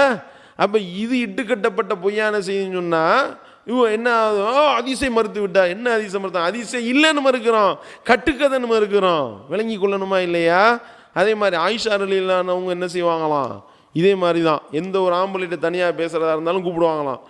இங்கே வாப்பா, உன்னோட தனியாக பேச வேண்டியிருக்கு, நீ போய் என் சகோதரி பிள்ளைங்கள்ட்ட போய் பால் குடிச்சிட்டு வா என்று ஒவ்வொரு ஆளையும் அனுப்பிவிடுவாங்களாம். அவங்களும் போய் பால் குடிச்சிட்டு வருவாங்களாம். ஆயிஷா ரலியல்லாஹு அவர்கள் தனிமையில் உட்கார்ந்து அவர்களோடு பேசுவாங்க. எழுதி வைத்திருக்கின்றீர்கள் அபுதாவுத் என்ற அந்த ஹதீஸ் நூலில் ஆதாரபூர்வமான செய்தியாக இந்த கட்டுக்கதை பதிவு செய்யப்பட்டிருக்கு. இதை எப்படி ஒரு இறை நம்பிக்கையாளன் ஏற்றுக்கொள்ள முடியும்? சிந்திச்சு பாருங்க. முஃமின்களுடைய அன்னை யாருடைய பத்தினித்தனம் குறித்து அல்லாஹ் தன்னுடைய திருமறையில் உத்தரவாதம் வழங்கினான அந்த பத்தினி பெண் அந்நிய ஆண்கள் அனைவரையும் பால் குடிக்க அனுப்பிவிட்டாங்கள் என்று நாக்கூசாம சொல்கின்றீர்களே. ஆமாம், அது போய் மற்ற மனைவிமாரெல்லாம் கேட்டாங்களாம், நாங்கள் பொய்யின்றோம், நீங்கள் உண்மைன்றீங்க. மற்ற மனைவிமார்கள் போய் கேட்டாங்களாம், என்ன ஆயிஷாவே என்ன இது, இந்த மாதிரி வந்துக்கிட்டு அந்நிய ஆம்பளைங்க எல்லாரையும் இப்படி உன்னுடைய சகோதரி பிள்ளைங்கள்ட்ட பால் குடிக்க அனுப்பி விட்றீங்களே, அவங்க உங்கள்கிட்ட தனியாக பேசிக்கிட்டு இருக்காங்களே, இதெல்லாம் சரியா என்று மற்ற மனைவிமார்கள் கேட்கும் பொழுது ஆயிஷா ரலியல்லாஹு சொன்னாங்களாம், ஏன் இந்த மாதிரி செய்கிறதுக்கு அல்லாஹ்வுடைய தூதரிடத்தில் அழகிய முன்மாதிரி இல்லையா? சாலிம் என்ற தாடி வச்ச இளைஞனை போய் சஹ்லா என்ற பெண்ணிடத்தில் பால் குடிக்க அனுப்பி விட்டாங்களே அல்லாஹ்வுடைய தூதர் அவர்கள், அந்த மாதிரி தான் நானும் அனுப்பிக்கிட்டு இருக்கேன், ஓராளே அனுப்பிக்கிட்டு இருக்கேன் என்று சொல்லி ஆயிஷா ரலியல்லாஹு சொன்னதாக ஆயிஷா ரலியல்லாஹு மேலே இட்டு கட்டுகின்றீர்களே. அல்லாஹ்வுடைய அச்சம் வேணாம்? என்னன்னு கேட்டால் ஹதீஸ்களை தூக்கி பிடிக்கிறாங்களாம். இது ஹதீஸா? இது கட்டுக்கதையை தூக்கி பிடிச்சிக்கிட்டு கட்டுக்கதையில் ஹதீஸ்ன்னு சொல்லிக்கிட்டு இருக்கீங்க. சிந்திக்கணுமா இல்லையா? அப்போ வந்துக்கிட்டு புகாரியில் பதிவு செய்யப்பட்டு விட்டாலே ஆதாரபூர்வமான செய்தினா இதுக்கெல்லாம் பதில் சொல்லுங்க. கேள்வி கேட்டோம், பதிலை காணா. அதுக்கடுத்து இந்த உம்மு ஹராம் ரலியல்லாஹு அவங்களுடைய மேட்டு இப்போ ஓடிக்கிட்டு இருக்கு. உம்மு ஹராம் என்ற அந்த பெண்மணி ரசூல் ஸல்லல்லாஹு அலைஹி வஸல்லம் அவர்களிடத்தில் தனியாக இருந்தாங்க. ரசூல் ஸல்லல்லாஹு அலைஹி வஸல்லம் அவங்க வீட்டுக்கு தனியாக இருக்கும்போது போவாங்க. அந்த பெண்மணி அந்நிய பெண். அந்த பெண்ணு ரசூல் ஸல்லல்லாஹு அலைஹி வஸல்லம் அவர்களுக்கு தஃப்லி ராஸஹு தலையில் பேன் பார்த்து விட்டாங்க. எப்படின்னு பாருங்க. பேன் பார்த்து விடுறதுன்றது நெருக்கமாக அமர்ந்து செய்யக்கூடிய ஒரு வேலை. அந்நிய ஆணாக இருக்கக்கூடிய ரசூல் ஸல்லல்லாஹு அலைஹி வஸல்லம் அவர்கள் உம்மு ஹராம் என்ற அந்த அந்நிய பெண் மத்தியில் எப்படி வந்துக்கிட்டு அவர்களிடத்தில் பேன் பார்க்க அனுமதித்திருப்பார்கள்? சிந்திக்க வேணாமா? என்னன்னு கேட்டால் அது அவங்க சின்னம்மா, பால்குடி தாயார், பால்குடி சிற்றன்னை என்றெல்லாம் சொல்லப்படுகிறது. எப்படின்னு பாருங்க, என்று நம்பப்படுகிறது, சொல்லப்படுகிறது. இந்த யூகத்தையா கேட்டாங்க உங்கள்கிட்ட? அந்நிய பெண் என்று தான் தெளிவாக இருக்கின்றது. அவங்க சிற்றன்னையாக இருந்தால், பால்குடி தாயாராக இருந்தால் ஆதாரத்தை காட்டணும். எங்கே ஆதாரம் இருக்கின்றது? அதுக்கு எங்கே ஆதாரம்? உம்மு ஹராம் என்ற அந்த பெண்மணி அந்நிய பெண்ணு. அப்போ அந்நிய பெண்ணாக இருந்த ஒரு பெண்ணிடத்தில் ரசூல் ஸல்லல்லாஹு அலைஹி வஸல்லம் அவர்கள் இப்படி தனியாக போய் தனிமையில் இருந்தாங்கள் என்று இட்டுக்கட்டி எழுதி வைத்திருக்கின்றீர்களே. ஒரு ஆணும் ஒரு பெண்ணும், அந்நிய ஆணும் ஒரு அந்நிய பெண்ணும் தனித்திருந்தால் மூணாவது அங்கே ஷைத்தான் இருப்பதாக அல்லாஹ்வுடைய தூதர் அவர்கள் எச்சரித்து விட்டு அவங்களே ஒரு அந்நிய பெண்ணிடத்தில் தனித்து இருப்பார்களா? அவங்கள பெண் பார்க்க அனுமதிப்பார்களா? அவங்களிடத்தில் நெருக்கமாக இருந்திருப்பார்களா? சிந்திக்கணுமா இல்லையா? என்னன்னு சொன்னால் சமாளிப்பு. என்ன சமாளிப்பு? அது வந்து சிற்றன்னைன்னு சொல்லி ஹதீஸ் கலை நூல்கள் எழுதப்பட்டிருக்கு. ஹதீஸ் பின்னாடி வந்த ஹதீஸ் விரிவுரையாளர்கள் எழுதியிருக்கின்றார்களாம். ஹதீஸ் விரிவுரையாளர் எழுதியிருந்தால் அது ரசூல் ஸல்லல்லாஹு அலைஹி வஸல்லம் சொல்லியிருக்கணும். ரசூல் ஸல்லல்லாஹு அலைஹி வஸல்லம் அவருடைய காலத்தில் வாழ்ந்தவர்கள் சொல்லியிருக்க வேண்டும். இவர்கள் வந்து அல்லாஹ்வுடைய தூதர் அவர்களுக்கு இந்த அம்மா சிற்றன்னை, பால்குடி தந்தை, பால்குடி தாய் என்று சொல்லியிருக்கணுமா இல்லையா? அப்படி சொன்னதாக ஒரு ஆதாரத்தை காட்ட முடியாது. ஒரு ஆதாரம் என்ன செய்கிறாங்க, பின்னாடி வந்த நபர்கள் எழுதியிருப்பாங்கல்ல, 800 வருஷம் கழித்து எழுதின ஆள்க வேறு வழி இல்லாமல் இப்படி ஒரு அந்நிய பெண்ணிடத்தில் ரசூல் ஸல்லல்லாஹு அலைஹி வஸல்லம் போய் தனித்து இருந்ததாக ஒரு செய்தி வருது. அப்போ இதை என்ன நம்ம எப்படி இதுக்கு நம்ம பதில் சொல்கிறது? இதுக்கு நம்ம பதில் சொல்ல முடியாது என்னும் பொழுது சரி சின்னம்மான்னு போட்டுக்கோ, அப்படி போட்டது தானே. அப்படி இருக்கலாம் சின்னம்மா, விவாதத்தில் கேட்டோமே. இது வந்து அந்நிய பெண்ணுன்னு தானே அவங்கள பற்றி சொல்லப்பட்டிருக்கு. எங்கே வந்து சின்னம்மா பால்குடி தாயார்னு எங்கே இருக்குன்னு சொல்லி கேள்வி கேட்டால் அதுக்கு எடுத்து வாசிக்கிறாங்க. சின்னம்மாவும் இருக்கலாம், பால்குடி தாயாராகவும் இருக்கலாம், மாமியாவும் இருக்கலாம், சின்ன மாமியாவும் இருக்கலாம், பெரிய மாமியாவும் இருக்கலாம் போடலாம். இங்கே வேலை கிடையாது. அந்த பெண்மணி ரசூல் ஸல்லல்லாஹு அலைஹி வஸல்லமுடைய சிற்றன்னை, பால்குடி தாயான ஆதாரத்தை காட்டு. ரசூல் ஸல்லல்லாஹு அலைஹி சொல்லியிருக்கணும், அல்லது ரசூல் ஸல்லல்லாஹு அலைஹி வஸல்லமுடைய சமகாலத்தில் வாழ்ந்தவர்கள் சொல்லியிருக்கணும். 1000 வருஷம் கழித்து வந்தவர்கள் சொல்கிறதெல்லாம் நாங்கள் ஏற்றுக்கிற முடியாது. நீங்கள் முட்டு கொடுக்கறதுக்காக நீங்களாம் சொல்லுவீங்க, அதை நாங்கள் எப்படி ஏற்றுக்கிறது? இந்த ரசாதின்னு ஒரு ஆள் பேசுகிறது கிளிப்பிங் ஓடிக்கிட்டு இருக்கு. என்ன அது போக்கிரி பைய தான் சொல்லுவான் அந்நிய பெண்ணுன்னு. யார் போக்கிரி பைய தான் சொல்லுவானா? இந்த மாதிரி வந்துக்கிட்டு உம்மு ஹராம் வந்து ரசூல் ஸல்லல்லாஹு அலைஹி வஸல்லம் அவர்களுக்கு அந்நிய பெண் சொல்லி போக்கிரி பையில தான் சொல்லுவாங்க. போக்கிரி பைய யாருன்னு பார்த்தா இப்னு ஹஜர் சொல்லியிருக்காரு. யார்? இப்னு ஹஜர் அஸ்கலானி இருக்கார்ல, பதுகுல் பாரி என்று புகாரிக்கு விரிவுரை எழுதினார்ல, ஷரஹ் எழுதினாரா இல்லையா? அந்த இப்னு ஹஜர் தான் சொல்லியிருக்காரு அந்நிய பெண்ணு, உம்மை சிற்றன்னை, பால்குடி தாயார்லாம் பல மாதிரி வருது, அதெல்லாம் நம்ப முடியாது, அதில் எந்த விதமான ஆதாரமும் கிடையாது. அவங்க வந்து ஒரு அந்நிய பெண்ணாக இருந்திருக்கிறாங்க. அந்நிய பெண் மடியில் போய் ரசூல் ஸல்லல்லாஹு அலைஹி வஸல்லம் படுத்திருக்கிறாங்க சொன்னார்ல. இவர் தான் சொல்கிறார், இப்னு ஹஜர் தான் சொல்லியிருக்காரு. நம்ம பரதேசி பையில தான் சொல்லுவாங்க, எல்லாம் கிளப்பி விட்றாங்க. யார்? இப்னு ஹஜர் பரதேசின்னு சொல்லிட்டு போ. இப்னு ஹஜர் சொல்கிறத தான் நாங்கள் எடுத்து சொல்லிக்கிட்டு இருக்கிறோம், இப்படி சொல்லியிருக்காருன்னு.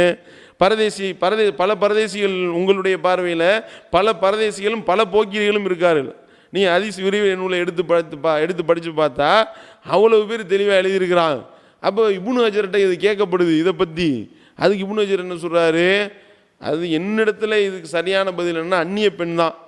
அந்த அந்நிய பெண்ணுடைய மடியில் ரசூல் ஸல்லல்லாஹு அலைஹி வஸல்லம் படுத்ததும் மேலே சாஞ்சிருந்ததும் பேன் பார்க்க விட்டதும் இதை நம்ம எக்காரணத்தை கொண்டும் நியாயப்படுத்த முடியாது. என்னிடத்தில் இதற்குண்டான அழகான பதில் என்னென்னா, இப்படி ஒரு அந்நிய பெண்ணான இருந்த உம்மு ஹராம் என்ற அவங்க இந்த பெண்ணுடைய மடியில் மட்டும் படுப்பதற்கு அல்லாஹ் சிறப்பு அந்தஸ்து வழங்கியிருக்கான்னு போட்டு விட்டார். அவ்வளோதான். இதுதான் அவர் சொன்ன விளக்கம். இப்னு ஹஜர் ரஹ்மத்துல்லாஹி அவருக்கு சொன்ன விளக்கம் என்ன, இது ரசூல் ஸல்லல்லாஹு அலைஹி வஸல்லம் முன்னான சிறப்பு அந்தஸ்து. அது எப்படி அந்நிய பெண்ணிடத்தில் மடியில் போய் படுக்கிறதுக்கு அல்லாஹ்வுடைய தூதருக்கு மட்டும் எப்படி அல்லாஹ் சிறப்பு அந்தஸ்து கொடுப்பான்? சிந்திக்கணுமா இல்லையா? நம்ம கஃபன் துணி புகழ் ரசாதி இருக்கார்ல, தலையில் கட்டியிருக்கிறத வந்து தலப்பா கிடையாது, கஃபன் துணியோட அலைவார்ல, எந்த நேரமும் எப்போ வேணாலும் மூத்தூர் படக்குன்னு விரிச்சிருவார். அந்த கஃபன் துணி அஜரத்து சொல்கிறாரு, இந்த மாதிரி மட்டும் எப்படியா அவங்க மட்டும் அந்நிய பெண்ணுன்னு சொன்னதாக ஒரு ஹதீஸ் நூலிலிருந்து ஹதீஸ் விரிவுரையாளர்கள் யாராவது ஒரு ஆள் இந்த மாதிரி வந்து உம்மு ஹராம் அவர்கள் அந்நிய பெண்ணுன்னு சொன்னதாக ஒரு ஆதாரத்தை நீங்கள் காட்டு பார்ப்போம் பேசுகிறாருங்க. எவ்வளோ பெரிய பொய் புழுகு மூட்டைன்னு பாருங்கள்.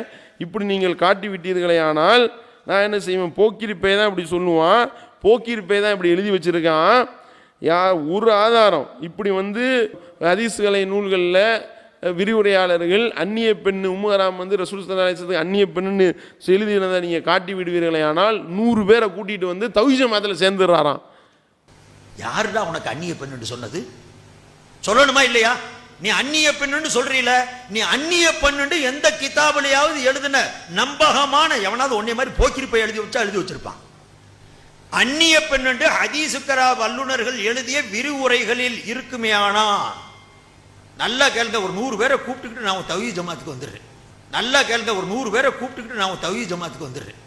எப்படின்னு பாருங்க, இப்படியே சவால் விடுறாரு. இப்னு ஹஜர் நான் எழுதுறத நான் காட்டுறேன்றாரு. முதல்ல இப்னு ஹஜர் எழுதுனா அவங்க காட்டுவாங்களாம், அந்நிய பெண் இல்லைன்னு. எங்கே அந்நிய பெண் இல்லைன்னு எங்கே எழுதியிருக்காரு? அது மடியில் படுத்தாங்க, மேலே சாஞ்சாங்க, உரசுனாங்க, எல்லாத்தையும் எழுதிட்டு இது அந்நிய பெண் தான். அந்நிய பெண்ணுடைய மடியில் படுக்கிறதுக்கு ரசூல் ஸல்லல்லாஹு அலைஹி வஸல்லம் உடைய சிறப்பு தகுதி, சிறப்பு அந்தஸ்தில் எழுதியிருக்காரு இப்னு ஹஜர். எடுத்து காட்டுறோம்ல, இருக்கல மறுக்க முடியுமா? 100 பேரோட நீங்கள் வாங்க, வந்து நீங்கள் என்ன செய்ய போகிறீங்க? இங்கே வந்து அடப்பு போடுறதுக்கு ஐடியா போடுறாருன்னு தெரியலை. சரியா? இங்கே வருமானம் மொத்தத்துக்கு வந்துக்கிட்டு இப்போ போட்டு கிழிச்சதுக்கப்புறம் வருமானம் குறைஞ்சி போச்சுல டோட்டலாக.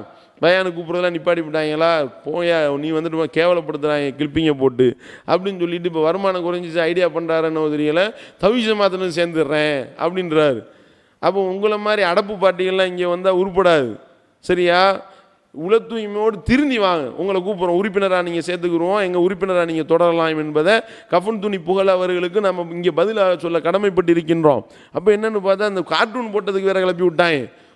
கார்ட்டூன் போட்டு விட்டார்கள் பார்த்தீர்களா? உம்மராம் ரசூல் ஸல்லல்லாஹு அலைஹி வஸல்லம் அவர்கள் இழிவுபடுத்திட்டாங்க. நாங்கள் உம்மராம் ரசூல் ஸல்லல்லாஹு அலைஹி வஸல்லத்தை இழிவுபடுத்தினோமா?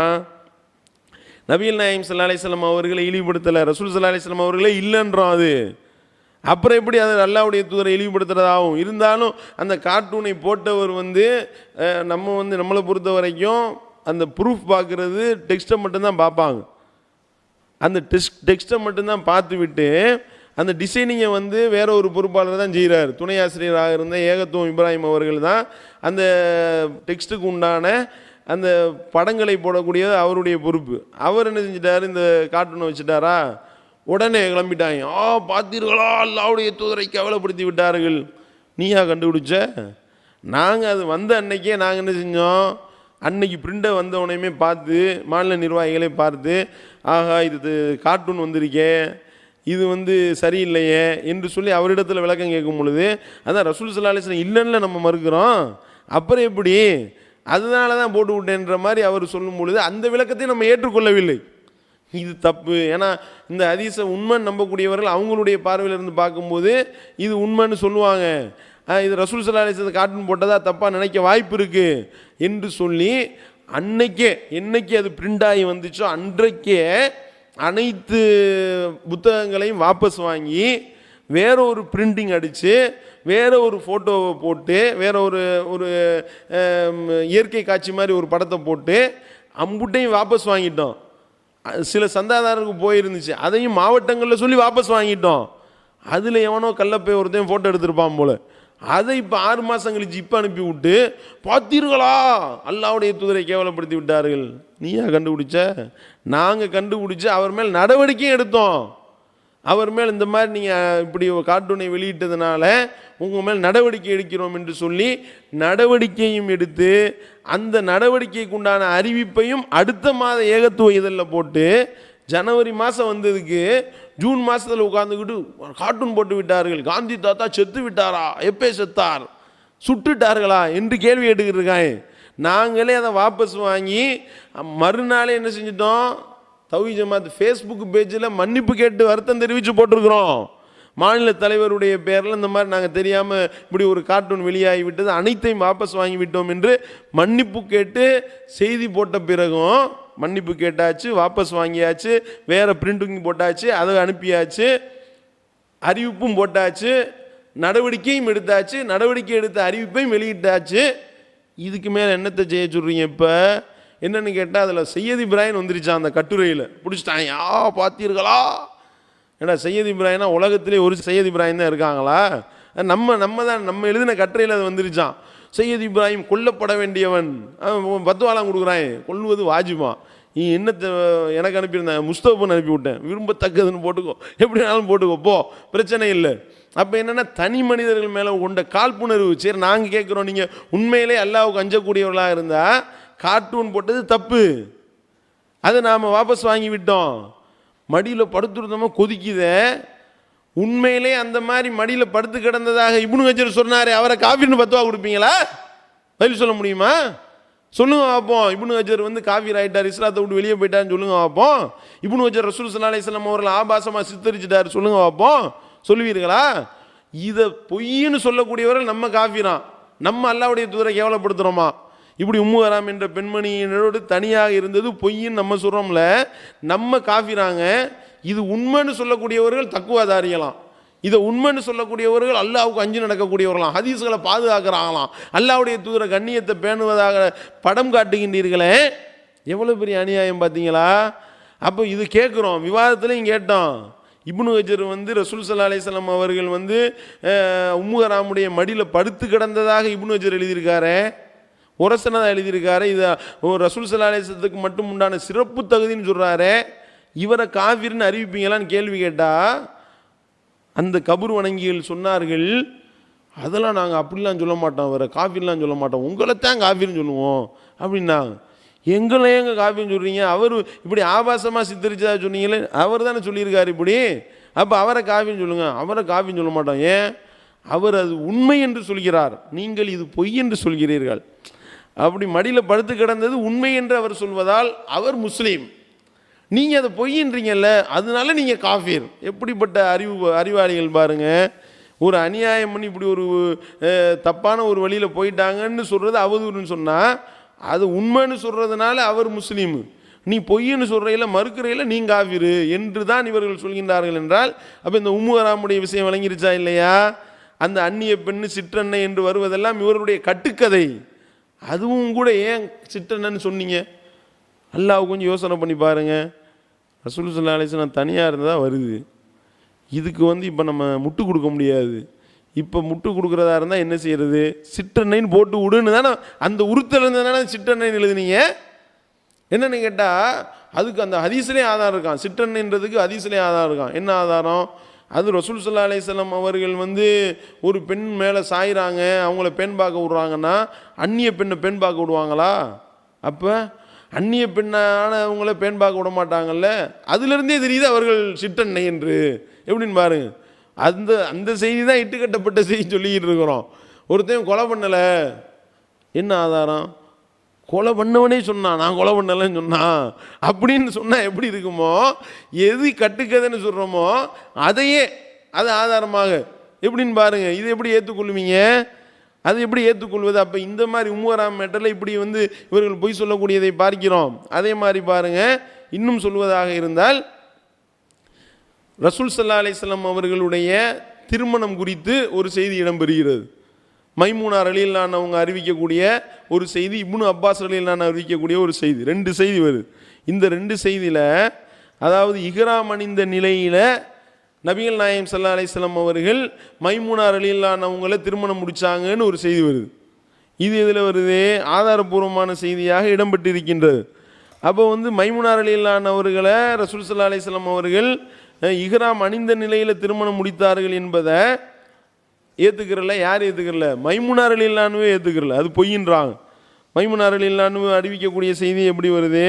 ரசூல் ஸல்லல்லாஹு அலைஹி வஸல்லம் அவர்கள் என்னைய வந்து இஹ்ராம் அணியாத நிலையில் தான் என்னைய வந்து திருமணம் முடித்தாங்க என்று மைமூனா ரலியல்லாஹு அன்ஹா அறிவிக்கிறாங்க. அந்த செய்தி வந்து தெளிவாக 4259 5114 புகாரியில் பதிவு செய்யப்பட்டிருக்கிறது. இது இப்னு அப்பாஸ் ரலியல்லாஹு அன்ஹு சொல்கிறாங்க, ரசூல் ஸல்லல்லாஹு அலைஹி வஸல்லம் அவர்கள் இஹ்ராம் அணிந்த நிலையில் தான் மைமூனா ரலியல்லாஹு அன்ஹுவை திருமணம் முடித்தாங்க, புகாரியில் 1837. ஆனால் ரசூல் ஸல்லல்லாஹு அலைஹி வஸல்லம் சொல்லியிருக்காங்க தெரியுமா, இஹ்ராம் அணிந்த நிலையில் கல்யாணம் பண்ணக்கூடாது, அது ஹராமு. முஸ்லீமில் 2522. அப்போ ரசூல் ஸல்லல்லாஹு அலைஹி வஸல்லம் சொல்லியிருக்கிறாங்க இஹ்ராம் அணிந்த நிலையில் கல்யாணம் பண்ணாதீங்கன்னு, அது ஹராம்னு. இப்னு அப்பாஸ் ரலியல்லாஹு அன்ஹு சொல்கிறாங்க மைமூனா ரலியல்லாஹு அன்ஹு அவங்கள ரசூல் ஸல்லல்லாஹு அலைஹி வஸல்லம் அவர்கள் இஹ்ராம் அணிந்த நிலையில் தான் கல்யாணம் பண்ணாங்கன்னு. சம்பந்தப்பட்ட மைமூனா ரலியல்லாஹு அன்ஹு சொல்கிறாங்க ரசூல் ஸல்லல்லாஹு அலைஹி வஸல்லம் அவர்கள் என்னை இஹ்ராம் அணியாத நிலையில் தான் கல்யாணம் பண்ணாங்க. இப்போ எதை ஏற்றுக்கிறீங்க? இப்போ நீங்கள் சொல்லணும், இப்போ எல்லாமே ஆதாரபூர்வமான செய்தி தான். இப்போ நீங்கள் வந்து இப்னு அப்பாஸ் தப்பா சொல்லுவாரா, இப்னு அப்பாஸ் சொல்கிறது தப்பா அப்படின்னு கேட்டிங்கன்னு வைங்க, ரசூல் ஸல்லல்லாஹு அலைஹி வஸல்லம் மேலே அவதூறு சொன்ன மாதிரி ஆயிரும். மைமூனா ரலியல்லாஹு அன்ஹு சம்பந்தப்பட்ட ஆளே மறுக்கிறாங்களே, ஆதாரபூர்வமான செய்தி தானே. நீங்கள் தான் ஆதாரபூர்வமானது பதிவு செய்யப்பட்டு விட்டால் எதுவுமே பேச மாட்டீங்களே, அப்படியே பின்பற்றி போயிட்டே இருப்பீங்களே. இப்போ சொல்லுங்க பார்ப்போம், பதில் சொல்ல முடியுமா? அப்போ இது நீங்கள் எடுத்து ஆய்வு செஞ்சு பார்த்தா சிந்தனா சக்தின்னு ஒன்று இருந்துச்சுன்னா சிந்திச்சு பாருங்கள். குரங்கு உபச்சாரம் பண்ணதாகவும் உபச்சாரம் பண்ண குரங்க கல்லெறிஞ்சு கொண்டதாகவும் புகாரில் ஆதாரபூர்வமான செய்தி இருக்குது. ஏற்றுக்கிறீங்களா? கேள்வி கேட்டமே பதில் சொன்னீங்களா? எந்த ஒரு சலபியாவது பதில் சொன்னாரா? இது வரைக்கும் சொன்னாரா? அதாவது வந்து உபச்சாரம் செய்த குரங்கை மற்ற குரங்குகள் எல்லாம் சூழ்ந்து கொண்டு கல்லால் எரிஞ்சதான், அதோடு சேர்ந்து நானும் கல்லால் எரிந்து கொண்டேன். கல்லால் எரிஞ்சு கொள்வது யாரு மேலே கடமை? அதாவது வந்து விபச்சாரத்துக்கு 2 விதமான தண்டனை இருக்குங்க. திருமணம் முடித்தவன் விபச்சாரம் பண்ணால் கல்லால் எறிஞ்சு கொள்ளணும். திருமணம் முடிக்காத ஆள் விபச்சாரம் பண்ணால் 100 கசையடி. இப்போ இந்த குரங்கை கல்லால் எறிஞ்சு கொண்டிருக்காங்கன்னா இந்த குரங்கு கல்யாணம் முடித்த குரங்கா கல்யாணம் முடிக்காத குரங்கா? கல்யாணம் முடித்த குரங்கு. அப்போ கல்யாணம் முடித்த குரங்கை கல்லால் எறிஞ்சு கொண்டாங்கன்னு ஹதீஸ் வந்துச்சுன்னா இது அறியாமை காலத்தில் நடந்ததுன்னு வந்தாலும் ஆதாரபூர்வமான செய்தியாக பதிவு பண்ணியிருக்கிறாங்க புகாரி இமாம் அவர்கள். அப்போ நீங்கள் இந்த செய்திக்கு என்ன விளக்கம் கொடுப்பீங்க? அப்போ குரங்கு கல்யாணம் முடிச்சிச்சு, புருஷன் குரங்கு எங்க? அப்போ பொம்பளை குரங்கை மட்டும் அடிச்சிருக்கீங்க. அது விபச்சாரம் பண்ண இன்னொரு விபச்சாரம் பண்ண குரங்கு எங்க? அப்போ குரங்குக்கு மத்தியில் கல்யாணம் இருக்கா? அதுக்கு சட்டத்திட்டம் இருக்கா? அதுக்கு ரஜும் இருக்கா? அது எப்படி கல்யாணம் பண்ணும்? விட்டா குரங்கு மகர் கொடுத்துச்சுன்னு சொன்னாலும் சொல்லுவீங்க போல, விட்டா குரங்கு வலிமா போட்டுச்சுன்னு சொல்லுவீங்களா? சொல்லுங்க அப்போ. என்ன புகாரியில் பதிவு பண்ணால் நான் பேச மாட்டேன், அப்படியே பின்பற்றி போவேன் அப்படி சொல்லுங்களேன், சொல்லுவீர்களா? அப்போ ஏன் இந்த பேச்சு? சகுனம் என்பது உண்டுன்னு புகாரி இமாம் பதிவு செஞ்சிருக்கிறாங்க. ரசூல் ஸல்லல்லாஹு அலைஹி வஸல்லம் சொன்னதாக சகுனம் பார்க்கறது ஷிர்க் என்று மார்க்கத்தில் சொல்லப்பட்டிருக்கு. நபிகள் நாயகம் ஸல்லல்லாஹு அலைஹி வஸல்லம் அவர்கள் எச்சரித்து இருக்கின்றார்கள். அப்போ சகுனம் பார்க்கறது ஷிர்க் என்று அல்லாஹ்வுடைய தூதர் சொல்லிவிட்டு 3 விஷயத்தில் சகுனம் பார்க்கலாம் என்று நபிகள் நாயகம் ஸல்லல்லாஹு அலைஹி வஸல்லம் சொன்னதாக இவர்கள் சொல்கின்றார்கள் என்றால், அப்போ இந்த செய்தியை பற்றி கேட்குறோம். சகுனம் பார்க்கறது கூடும்னு இருக்கே, குதிரை, வீடு, பெண்ணு 3 விஷயத்துலையும் பீடை இருக்கான். இந்த கல்யாணம் பண்ண இந்த பொம்பளை வந்தால் பீடையாகி போச்சு என்று சொல்வது மார்க்கத்தில் கூடும் என்று நபிகள் நாயகம் ஸல்லல்லாஹு அலைஹி வஸல்லம் சொன்னதாக எழுதி வைத்திருக்கின்றீர்கள். மறுக்க முடியுமா? புகாரில் இருக்கு, ஆதாரபூர்வமான செய்தி தானே. சொல்லுங்க அப்போ. என்னன்னு கேட்டால் அது சாதுனா என்ன? அது ஆதாரபூர்வமான ஹதீஸுக்கு எதிராக வருதுல்ல. சகுனம் கூடாதுன்னு ஹதீஸ் இருக்கு, அதுக்கு நேர்முரணாக இருக்கிறதுனால இது பொய். இதைத்தானே நாங்கள் இவ்வளோ நாள் சொல்லிக்கிட்டு இருக்கிறோம். நீங்கள் சாதுன்னு மட்டும் மறுப்பாகலாம். ஒரு ஹதீஸுக்கு ஆதாரபூர்வமான ஹதீஸுக்கு இன்னொரு ஹதீஸ் மாற்றமாக வந்தால் பொய்யின்றுவாங்களாம். திருமறை குர்ஆனுக்கு முரணாக வந்தால் ஏற்றுக்கணும், அது ஏற்றுக்கணும், பிரச்சனை இல்லை, அதை நாங்கள் ஏற்றுக்கணும். என்ன பேச்சு இது? ஹதீஸ் கலையிலே இருக்குல்ல. அல்லாவும் குர்ஆனில் ஆதாரபூர்வமான அறிவிப்பாளர் சொன்னாலும் தப்பான செய்தியாக இருந்தால் மறுக்கணும்னு அல்லாவும் சொல்லியிருக்கிறான். அல்லாஹ்வுடைய தூதர் அவர்களும் அழகான வழிமுறையை சொல்லியிருக்கிறாங்க. என்னை பற்றி ஒரு செய்தி உங்கள்கிட்ட வரும் பொழுது அந்த செய்தியை நீங்கள் கேட்கும் போதே உங்களுக்கு வெறுப்பாகுது, உங்களுடைய தோல் அதை வெறுக்குது, உங்களுடைய மயிர் கால்கள் அதை வெறுக்குது, நீங்கள் அதை விட்டு மிரண்டு ஓடுகின்றீர்கள். அப்படிப்பட்ட ஒரு செய்தியை நீங்கள் கேட்டீர்களே, ஆனால் அதை விட்டு நீங்கள் ஓடினீங்கன்னா உங்களை விட நான் தான் ஓடுவதற்கு முதல்ல தகுதியானவன் என்று நபிகள் நாயகம் ஸல்லல்லாஹு அலைஹி வஸல்லம் அவர்கள் அதற்குண்டான அளவுகளை அருமையாக சொல்லி தந்திருக்கிறாங்க. அப்போ ரசூல் ஸல்லல்லாஹு அலைஹி வஸல்லம் அவர்கள் சவுனம் பார்த்து சிறுக்கு வைக்க சொன்னாங்கன்னு சொல்கிறத உங்கள் தோல் ஏற்றுக்கிறதா? உங்கள் உடல் ஏற்றுக்கொள்ளுதா? உங்கள் உள்ளம் ஏற்றுக்கொள்ளுதா? உங்களுடைய உள்ளத்தை தொட்டு சொல்லுங்க அப்போ. அப்போ சிறுக்கு வைக்க சொல்லியிருக்க மாட்டாங்க, அது பொய். அதைத்தான் நாங்களும் சொல்கிறோம். அப்போ நாங்கள் இதை வந்துக்கிட்டு சொல்லும் பொழுது நாங்கள் காஃபிர் ஆயிடுறோம். நீங்கள் இறைச்சத்தினுடைய தக்குவாதாரிகளாக ரொம்ப உயர்ந்து ஹதீஸ்களை தூக்கி பிடிக்கிறோம், ஹதீஸ்களுடைய பாதுகாவலர் என்று சொல்லி அல்லாஹ்வுடைய தூதரை கேவலப்படுத்துறீங்க. இதுதான் யதார்த்தமான நிலைமை. கடைசியாக இறுதியாக வருவோம். இவ்வளவு வேலையும் செஞ்சுட்டு இந்த சத்திய கருத்துக்களுக்கு பதிலளிக்க திராணி இல்லைங்க. திராணி இல்லாமல் என்ன செய்கிறாங்க? இதை பற்றி போட்டு விடுற வேலை. என்ன வேலை? சவுதி ஜாலியாத்தில் போய் இவங்க ஹதீஸ்களை மறுக்கிறாங்க, இவர்கள் ஹதீஸ்களை மறுக்கக்கூடியவர்கள். இந்த பாருங்கள், பிஜே ஒரு தர்ஜுமா வெளியிட்டிருக்காரு, இதை நான் ஆய்வு பண்ண போகிறேன்னு சொல்லிட்டு ஒருத்தவர் என்ன செஞ்சுருக்காரு, அவர் பேர் என்னன்னு தெரியல, யாரோ ஒரு ஆள் அந்த சவுதி ஜாலியாத்தில் வேலை பார்க்குற ஆள் தான், யாருன்னு தெரியல, பேர் தெரியல. ஒரு ஆள் என்ன செஞ்சுருக்காரு, நான் சப்மிட் பண்ண போகிறேன் அப்படின்னு சொல்லி நல்லா பிட்டை போட்டு விட்டு இவர் அப்படி மறைத்திருக்காரு, இப்படி மறைத்திருக்காரு, கடை வச்சுருக்காரு. கடை வச்சுக்கிட்டு ஆய்வு பண்ண வந்தார், மறுபடியும் கடை வைக்க போனார். இதுதான் ஆய்வு பண்ணுற லட்சணமானின்னு பிஜேவை பற்றி எழுதுறாங்களாம். கடை வச்சிருக்கிறாரு, ஆய்வு பண்ணார், மறுபடியும் கடை வைக்க போயிட்டாரு என்று சொல்லி நல்லா ஏற்றி விட்டு கொண்டு போய் சப்மிட் பண்ணாங்களா? அவங்க வாங்கி பார்த்துருக்காங்க. பரவாயில்லையே, நல்ல கருத்துக்கள்லாம் இருக்கே நிறைய, பரவாயில்லையே, நல்ல ஒரு ஆய்வாளராக இருக்காரு அப்படின்னு சொன்னவனையும், ஆஹா என்னடா இது, நம்ம ஒரு திட்டம் போட்டு பிஜேவை காஃபின்னு அறிவிப்பாங்கன்னு சொல்லி இவங்கள்ட்ட கொண்டு சப்மிட் பண்ணி கொடுத்தா கடைசியில் ரூட்டு மாறி போச்சுன்னு கேவலப்பட்டு, அல்லாஹ் எப்படிப்பட்ட கேவலத்தை ஏற்படுத்தினா? இதுக்கு முன்னாடி இந்த வேலையை தானே பார்த்தீங்க. இதுக்கு முன்னாடி இதே முபாரக் மதனி இதே ஜாலியாத்தில் வேலை செய்த அந்த பக்கி என்று பேரில் பல பேர் இருந்து கொண்டு இப்படி தானே தலைமை முஃப்திட்ட போட்டு கொடுத்தீங்க. பிஜேன்னு ஒருத்தவர் இருக்காரு தமிழகத்தில், அவர் ஹதீஸ் சொல்ல மறுக்கிறாரு, சூனியம் இல்லைன்றாரு. அதே மாதிரி வந்துக்கிட்டு சாலிம் பால்குடி செய்தியை மறுக்கிறாரு, அவர் வந்துக்கிட்டு இப்படி சொல்கிறார் அப்படி சொல்கிறார் என்று சொல்லி ஏராளமான பிட்டுகளை போட்டு அவரை பற்றி ஃபத்வா, தப்பான ஃபத்வா வாங்குவதற்காக கொண்டு போய் தலைமை முஃப்திட்ட கொடுத்துருக்காங்க. கொடுமையை பாருங்க. அவர் வாங்கி பார்த்துட்டு பரவாயில்லையே நல்ல கருத்துக்களை நிறைய சொல்கிறாரே அப்படின்னு சொல்லி கடைசியில் என்ன பண்ணிட்டாரு, இந்த பிஜேன்றவரை இங்கே சவுதி அரேபியாவுக்கு வர சொல்லுங்கன்னு சொல்லி அவர்கிட்டயே கடிதம் கொடுத்தா. யார் பிஜேவை பற்றி எவன் போட்டு கொடுத்தானோ அவர்கிட்டயே கடிதம். சவுதி அரேபியா அரசாங்கத்தினுடைய லெட்டர் படலையே சவுதி அரசாங்கமே என்ன செய்யுது, பிஜேவை சிறப்பு விருந்தினராக நீங்கள் ஹஜ் செய்ய வாங்க, வந்துட்டு நம்ம கலந்துரையாடல் பண்ணுவோம்னு ஒரு கடிதத்தை எழுதி எந்த கம்ப்ளைண்ட் கடிதம் கொடுத்தாருங்களோ அதில் ஒரு ஜெராக்ஸ் காப்பி எடுத்து இங்கே பாருங்கள், இது பிஜேவுக்கு உண்டான அழைப்பு கடிதம், இது நீங்கள் எழுதின கம்ப்ளைண்ட் காப்பி, இதையும் அவர்கிட்ட கொடுக்கணும், அழைப்பு கடிதத்தையும் கரெக்டாக கொடுத்துடணும். பிச்சு போடுவேன் பிச்சுன்ட்டான். கடைசியில் என்ன, பிஜேக்கு ஃபோன் அடிச்சிருக்காரு. யார், நம்ம முபாரக் மதனி தான். அவரும் ஃபோன் அடிச்சு, ஷேக் இந்த மாதிரி வந்துக்கிட்டு உங்களுக்கு ஒரு கடிதம் ஒன்று வந்திருக்கு, எனக்கு ஏன் கடிதம் கொடுக்குறீங்க, இல்லை ஜாலியாக சவுதியிலேருந்து கொடுக்க சொல்லியிருக்காங்க அப்படின்னு சொல்லி கடைசியில் கடிதத்தை பார்த்தா இவங்க பிஜே போட்டு கொடுத்து என்னென்னலாம் எழுதுனாலும் அந்த கடிதமும் வருது. பிஜேக்கு உண்டான அழைப்பு கடிதம் வந்துச்சா இல்லையா? நீங்கள் நினச்சிங்க எப்படியாவது வந்துக்கிட்டு மட்டம் தட்டி விட்டு ஆளை காஃபீர் ஃபத்வா கொடுத்து ஹதீஸ்களை மறுக்கிறாரு, சஹாபாக்களை இழிவுபடுத்துறான்னு சொல்லி போடலான்னு எக்ஸ்ட்ரா 4 பிட்டை சேர்த்து போட்டு விட்ட. அல்லாஹ் என்ன செஞ்சா, நீ எழுதின கம்ப்ளைண்ட்டை உன் கையில் இருந்தே அல்லாஹ் அவருடைய கையில் வர வச்சானா, சிறப்பு விருந்தினரை அழைக்க வச்சானா.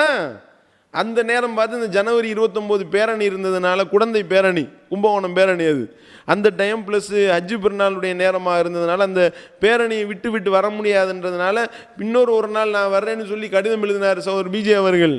அதுக்கப்புறம் அதுக்கு பதில் இல்லை. இதுதானே யதார்த்தம்.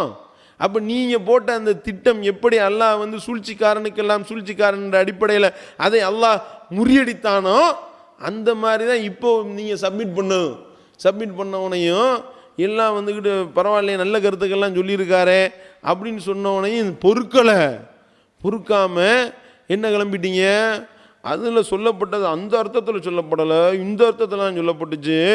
அவர் வந்துக்கிட்டு அவர் அறிஞர்லாம் சொல்லலை, ஷேகுன்னு சொன்னாரா, நாங்கள் எழுதி கொடுத்தோம் ஷேகுன்னு, அதனால தான் அவர் அப்படி சொன்னார், அவரை பற்றி நான் அப்படி பேசலை இப்படி பேசலை என்று சொல்லி அலறி அடித்து கொண்டு கடைசியில் ஒருத்தர் விளக்கம் கொடுக்குறாரு. அவர் பிஜே அவர் ஆய்வு பண்ணுற இதுலலாம் இல்லை, அவர் கடை வச்சுருந்த எந்த ஒரு பேசிக் இல்லாமல் வந்தவரான். யார், பிஜே. நீங்கள் மட்டும் பிறக்கிறப்ப தௌஹீதோட வாயில் தௌஹீதை வச்சுக்கிட்டே பிறந்தீங்களோ, நீங்கள் ஆய்வு பண்ணுற அந்த 2 கையிலையும், ஒரு கையில் புகாரி ஒரு கையில் முஸ்லீமோட தான் நீங்கள் வெளியே வந்தீங்களா? அப்போ என்னங்க குவான்னு குழந்தை கத்துதே, கையில் என்னங்க கையில் வச்சுருக்கு, அதுவா, அது ஒரு கையில் இப்னு கசீரும் இன்னொரு கையில் வந்துக்கிட்டு புகாரி முஸ்லீமு, அது சரகு ஃபதுகுல் பாரியோட பிறந்திருக்கு என்றா நீங்கள் பிறந்த? எல்லாரும் அப்படித்தானே பிறந்துட்டு அதுக்கப்புறம் தானே ஆய்வாளர்களாக மாறி இருக்கிறாங்க. அப்போ இந்த ஒரு அடிப்படை அறிவு கூட வேணாம். இந்த மாதிரி அவர் கடை வச்சுருந்தாராம், அதுக்கப்புறம் ஆய்வு பண்ணாராம். பேசிக் இல்லையா ஆய்வு பண்ணுறதுக்கு, அறிவு இருந்தால் பத்தாது. திருமறை குர்ஆனுடைய அந்த விஷயங்களை விளங்கி கொள்வதற்கு கல்வி ஞானத்தை அல்லாஹ் கொடுத்தா விளங்கிடுவாங்க. இந்த ஒரு அடிப்படை கூட தெரியாமல் யார் என்னத்தை சொன்னாலும் எங்களுக்கு எது தேவையாது. என்னமோ சவுதி ஜாலியாத்தில் நல்லதுன்னு சொல்லிட்டா நாங்கள் உடனே பார்த்தீங்களா எங்களுக்கு எப்படி என்று சொல்லி நாங்கள் அதை எதிர்பார்க்கின்றோமா? எங்களுக்கு அதெல்லாம் தேவையில்லை. படைச்ச ரப்பிடத்தில் எங்களுக்கு கண்ணியம் கிடைத்தால் போதும், படைத்த ரப்பிடத்தில் எங்களுக்கு சொர்க்கம் கிடைத்தால் போதும் என்று இருக்கக்கூடிய கூட்டம் வெளிநாட்டிலிருந்து கொடுக்கக்கூடிய விருதுகளை வாங்கக்கூடாது என்று சொல்லி நாங்கள் அதை நிலைப்பாடாக வைத்திருக்கின்றோம். வெளிநாட்டிலிருந்து வரக்கூடிய நிறுவனங்கள் கொடுக்கக்கூடிய பொருளாதாரத்தை வாங்கக்கூடாது என்பதில் உறுதியாக இருந்து கொண்டிருக்கின்றோம். எங்கள் மக்கள் வெளிநாட்டிலிருந்து அனுப்பக்கூடிய பொருளாதாரத்தை வாங்குவோமே ஒழிய நிறுவனங்களோ அரசாங்கத்திடம் இருந்தோ வாங்கினால் அவர்களுக்கு வாலாட்ட வேண்டிய நிலை ஏற்படும். அவங்க போடக்கூடிய எலும்பு துண்டுகளுக்கு வாலாட்டக்கூடிய நிலையில் நாங்கள் இல்லை. எங்களுக்கு கொள்கை முக்கியம், அந்த கொள்கைக்காக வாழக்கூடிய கூட்டம் நாங்கள். அப்படின்னும் பொழுது இங்கே சவுதி ஜாலியாக படிச்சுட்டு நல்ல பிஜே நல்லறிஞர் அப்படின்னு சொல்லிட்டா உடனே நாங்கள் விருது வாங்குவோமா? அதெல்லாம் எங்களுக்கு தேவையில்லை. இந்த பாரத ரத்னாவை பற்றி பிஜேட்ட கேட்டாங்க, கேள்வி பதிலில் வந்துருந்துச்சு. என்ன, உங்களுக்கு பாரத ரத்னா கொடுத்தா நீங்கள் ஏற்றுக்கொள்வீர்களா? ஒரே வரியில் தான் பதில் சொல்லியிருந்தார், அல்லாஹ் காப்பாற்ற வேண்டும் அதை விட்டோம். இதுதான் பதில். ஏன்? நாங்கள் இந்த விருதுக்காக அலையக்கூடிய ஆட்கள்லாம் கிடையாது. உங்களை மாதிரி நினச்சிக்கிட்டீங்களோ? சவுதி ஜாலியாத்தில் போகிற எலும்பு துண்டுக்கு வாலாட்டிக்கிட்டு என்னவெல்லாம் அவர்கள் சொல்கின்றார்களோ ஆமாம் இல்லை இல்லை இப்படிலாம் ஆட்டம் போடக்கூடிய தலையாட்டக்கூடிய கூட்டமானாங்க. அப்படிலாம் கிடையாது. சகாபாக்களை பின்பற்றக்கூடாது, அது வழிகேடுனா எங்கேயும் சொல்லுவோம் அதை. அப்போ இதுக்கு நீங்கள் என்ன செய்கிறீங்க? சூழ்ச்சி. இந்த மாதிரி போட்டுக்கிட்டோம்னா திட்டுவாங்கல்ல என்ற அடிப்படையில் இப்படி நீங்கள் செஞ்சீங்க. அது உங்களுடைய அந்த முயற்சி பலனிக்கவில்லை. அல்லாஹ் எப்படி ஆக்கிட்டான் பார்த்தீங்களா? எப்படி நபிகள் நாயகம் ஸல்லல்லாஹு அலைஹி வஸல்லம் அவர்களுடைய காலத்தில் அந்த சகாபாக்கள் அவங்க அவ்வளோ உறுதிப்பாடோடு இருந்து அவங்கள கெடுத்து நாசமாக்கலாம், அவங்கள எப்படியாவது இங்கிட்டு இழுத்துடலான்னு சொல்லிட்டு இந்த மக்கத்து காஃபிர்கள் போட்ட பிளான் எல்லாத்தையும் இவர்கள் செய்கின்றார்கள். இவங்க பண்ண தொல்லை தாங்க முடியாமல், மக்கத்து காஃபிர்கள் பண்ண தொல்லை தாங்க முடியாமல் வெறுத்து போய் அபிசீனியாவுக்கு போனாங்க சகாபாக்கள். அபிசீனியாவுக்கு போனால் இவங்க அங்கேயும் விரட்டிட்டு வந்தாங்களா இல்லையா? விரட்டிக்கிட்டு நஜ்ஜாசி மன்னர்கிட்ட போட்டு விட்டாங்க. என்ன, இவர் இந்த மாதிரி வந்துக்கிட்டு பிரச்சனை பண்ணிட்டு வந்துட்டாங்க, இவர்கள் நீங்கள் விட்டுறாதீங்க, எங்களோட அனுப்பி வைங்க என்று சொல்லி ஒரு டீம் போயிட்டாங்க. ஹிஜ்ரத்து பண்ணி தியாகம் பண்ணி போகிறது தியாகம். இவங்க விரட்டிக்கிட்டு வந்தாங்க. இந்த இப்போ பண்ணுறாங்களா இல்லையா? நம்ம முழிச்சிருந்து மாநாட்டுக்கு போஸ்ட் ஒட்டுவோம், நம்ம பேனர் வைப்போம் மாநாட்டுக்காக, இரவு ஃபுல்லாக முழிச்சிருந்து. இதில் ஒரு கூட்டம் என்ன செய்வாங்க? முழிச்சிருந்து நைட்டு போய் பிச்சு விடுவாங்க. அதை முழிச்சிருந்து இவங்க என்ன செய்வாங்க? நம்ம 3 மணிக்கு போய் பேனர் ஏற்றிட்டு வந்தோம்னா 3:30 மணிக்கு போய் இவங்க கிழிச்சு விடுவாங்க. நம்ம மாநாடு நடத்துகிறோம், நம்ம முழிச்சிருக்கிறோம், இவங்களும் மாநாட்டை கெடுக்கிறதுக்கு முழிச்சிருக்கிற மாதிரி இவன் என்ன செய்யறான்? மக்கத்து காஃபிர்கள் அவங்க நஜ்ஜாசி மன்னர் இடத்துல போட்டு கொடுக்கறதுக்காகவே போனாங்களே. அப்படி போட்டு போய் இந்த மாதிரி எக்ஸ்ட்ரா இந்த மாதிரி வந்துக்கிட்டு இவர்களை எங்களோட அனுப்பிவிடுங்கன்னு பொழுது ஜாஃபிர் பின் அபி தாலிப் அவர்களுடைய தலைமையில் அந்த விசாரணை நடக்குது. நஜ்ஜாசி மன்னர் கூப்பிட்டு விசாரிக்கிறாரு, என்னப்பா என்னமோ பிரச்சனை பண்ணிட்டு வந்துட்டீங்களாம்ல என்னன்னு கேட்கும் பொழுது அவர் அழகாக தாவா பண்ணுறாரு. ஜாஃபிர் அலிலான் அழகாக தாவா பண்ணுறாங்க. என்ன, நாங்கள் கல் மண்ணை வணங்கிக்கிட்டு இருந்தோம், கண்டதுகள் இதை வணங்கிக்கிட்டு இருந்தோம், ஏக இறைவனை மட்டுமே வணங்க வேண்டும் என்ற இந்த சத்திய கொள்கையை முஹம்மது நபி ஸல்லல்லாஹு அலைஹி வஸல்லம் சொன்னாங்க. அவர்கள் எங்களுக்கு உறவினர்களை அரவணைக்க சொன்னாங்க. நாங்கள் செத்த பிணங்களை திண்டுக்கிட்டு இருந்தோம், செத்ததை திங்காதீங்க என்று எங்களுக்கு கட்டளையிட்டார்கள். உறவினர்களை ஆமோதிக்க சொன்னாங்க, அரவணைக்க சொன்னாங்க, ஏழைகளுக்கு உதவ சொன்னாங்க என்று சொல்லி ரசூல் ஸல்லல்லாஹு அலைஹி வஸல்லம் அவர்களுடைய போதனைகளை சொன்னோன்னே அனுப்பிவிட்டாங்க. அனுப்பிவிட்டா இவங்க உடலை என்ன செய்கிறாங்க? இன்னும் போட்டு கொடுக்குறாங்க. ஈசா நபியை திட்டுறாங்க, ஏற்றி விட்டாங்க. ஈசா நபியை பற்றி கேளுங்க, ஈசா நபியை திட்டுறாங்க என்று சொல்லி கிளப்பி விட்டாங்க. மறுபடியும் கூப்பிட்டு விசாரிக்கிறாங்க. நஜ்ஜாசி மன்னர் கேட்டார், இந்த ஈசாவை பற்றி என்னப்பா சொல்கிறீங்க என்று சொன்னோடனே தான் அந்த சூரத்துல் மரியம் என்று சொல்லப்படக்கூடிய அந்த 19வது அத்தியாயத்தை ஓதி காண்பிக்கின்றார். காஃப் ஹா யா ஐன் சாத் திக்ரு ரஹ்மத்தி ரப்பிக அப்தஹு ஜக்கரியா என்று துவங்கக்கூடிய அந்த திருமறை வசனங்களை ஓதி காமிக்கிறாங்க. இவங்க போட்டு விட்டதனுடைய வெளிப்பாடு என்ன? அந்த திருமறை வசனங்களை கேட்டுவிட்டு நஜ்ஜாசி மன்னர் கண்ணீர் வடித்து அழுதார். தாரை தாரையாக தாடி நனையக்கூடிய அளவுக்கு அழுதார். அழுது முஸ்லீம் ஆனாரா இல்லையா? அந்த வேலையை தான் நீங்கள் பார்த்துக்கிட்டு இருக்கீங்க. எங்களை கெடுத்து விடுவோம், பிஜேபி காப்பின்னு 10 ரூபா கொடுத்து வாங்கிடலாம் அப்படிலாம் சொல்லி திங்க் பண்ணி ஐடியா பண்ணி நீ போட்டு விட்ட. கடைசியில் என்ன நிலைமை? அல்லாஹ்வுடைய கிருபையை கொண்டு அந்த மாதிரி எதுவும் நடக்கலையா? இப்போ இப்படிப்பட்ட ஒரு நல்லறிஞர் இருக்கிறாரான்ற செய்தி போயிருச்சா? முழிச்சுக்கிட்டு இருக்காங்க. ஆஹா என்னடா இது, சரி போட்டு விட்ட வீடியோவெல்லாம் டிலேட் பண்ணி விடு, யூடியூப்லேருந்து தூக்கி விடு, ஓடு ஓடு போ போ போ போ ஒன்றும் நடக்கலை போ கண்டுக்கிறாத என்ற அடிப்படையில் வந்துட்டியா இல்லையா? இப்போ அல்லாஹ் கேவலப்படுத்தினானா இல்லையா? அதனால நம்முடைய சகோதரர்கள் இதை பற்றிலாம் நம்ம நினச்சோம், என்னோட இது ஜாலியாத்தில் நம்ம இது பண்ண மாட்டாங்களே, சவுதி அரசாங்கம் அங்கீகரிக்கலை. யாருடைய அங்கீகாரம் எங்களுக்கு தேவையில்லை. எங்களுக்கு எவ்வளவு பெரிய துன்பங்கள் தொல்லைகள் கொடுக்கப்பட்டாலும் எப்படி நபிகள் நாயகம் ஸல்லல்லாஹு அலைஹி வஸல்லம் அவர்கள் தங்களுடைய சமுதாயத்தை உறுதிமிக்க சமுதாயமாக உருவாக்கினார்கள், அப்படி நாங்கள் உறுதியாக நிற்போம். அல்லதீன கால லஹுமுன் நாசு இன்னன் நாஸ கத் ஜமஉ லகும் ஃபஹ்ஷவுஹும் ஃபஸாதஹும் ஈமானா. அவர்களுக்கு சொல்லப்பட்டது, இந்த சஹாபாக்களுக்கு சொல்லப்பட்டது என்ன? எல்லா மக்கள் எல்லோரும் உங்களுக்கு எதிராக திரண்டு விட்டார்கள், அம்மா முடிஞ்சு போச்சு, அம்புட்டு தான் உங்களுடைய கதை முடிய போகுது, எல்லாம் திரண்டிட்டாங்க என்று சொல்லப்பட்ட போது அது அவர்களுடைய ஈமானை வந்து ஆட்டம் காண வச்சதா? கிடையாது. ஃபஸாதஹும் ஈமானா, அது அவர்களுடைய ஈமானை அதிகரிக்க செய்தது. காலு ஹஸ்புனல்லாஹு வ நிஅமல் வக்கீல், அவர்கள் கூறினார்கள் அல்லாஹ் தான் எங்களுடைய பொறுப்பேற்றுக் கொள்ள போதுமானவன், அவன்தான் எங்களுடைய சிறந்த பாதுகாவலன் என்று அந்த சஹாபாக்கள் சொன்னதாக அல்லாஹ் தன்னுடைய திருமறையில் சொல்லி காட்டுகின்றானே. அப்படிப்பட்ட ஒரு கூட்டமாக நாங்கள் இருக்கின்றோம். நீ என்னத்தை வேணாலும் போட்டு கொடு, நீ போட்டு கொடுத்து என்ன செஞ்சிட போகிறாங்க? தலையை அசீவிட போகிறான். தலையை சீவினாலும் நாங்கள் ஷஹீத் அந்தஸ்தில் போயிட்டு இருப்போம். அல்லாஹ் எங்களுக்கு அப்படிப்பட்ட கண்ணியத்தை கொடுத்திருக்கின்றான். உன்னைய மாதிரி வந்துக்கிட்டு அங்கே வீசக்கூடிய எலும்பு துண்டுகளுக்கு வாலாட்டக்கூடிய கூட்டம் அல்ல நாங்கள் சத்திய கொள்கைக்காக உயிரை விடுவதற்கும் தயாராக இருக்கக்கூடிய கூட்டம். இதுக்கெல்லாம் நாங்கள் பயந்துருந்தால் நாங்கள் இந்த கொள்கையை சொல்லுவோமா? சவுதி அரேபியாவில் வந்து உட்காந்துக்கிட்டு சொல்லிக்கிட்டு இருப்போமா? நாங்கள் இந்த கொள்கையை மக்கள் மத்தியில் உறுதியாக நின்று பேசுவோமா? கொஞ்சம் யோசனை பண்ணி பாருங்கள். அப்போ வந்துக்கிட்டு இந்த மாதிரியான பூச்சாண்டி காட்டுற வேலையெல்லாம் வேண்டாம் என்பது இந்த சலப்புகளுக்கு எச்சரிக்கையாக சொல்லிக் கொள்கின்றோம். இந்த மாதிரி நாங்கள் இல்லாத நேரத்தில் எங்களை பற்றி இல்லாத பொல்லாத அவதூறுலாம் அள்ளி விட்றீங்களே, உங்கள்கிட்ட நாங்கள் கேட்குறோம், எங்கள்கிட்ட நேராக வந்து விவாதிக்க உங்களுக்கு என்ன கொள்ள? வர வேண்டியது தானே? எல்லாம் வந்துட்டு கடந்து இல்லாத நேரத்தில் கடந்து கத்துறது, காய் பூய் காய்ச்சி மூச்சுன்னு இல்லாத பொல்லாத அவதூறு அள்ளி வீசுறீங்க. யாருப்பா அது கத்துறது?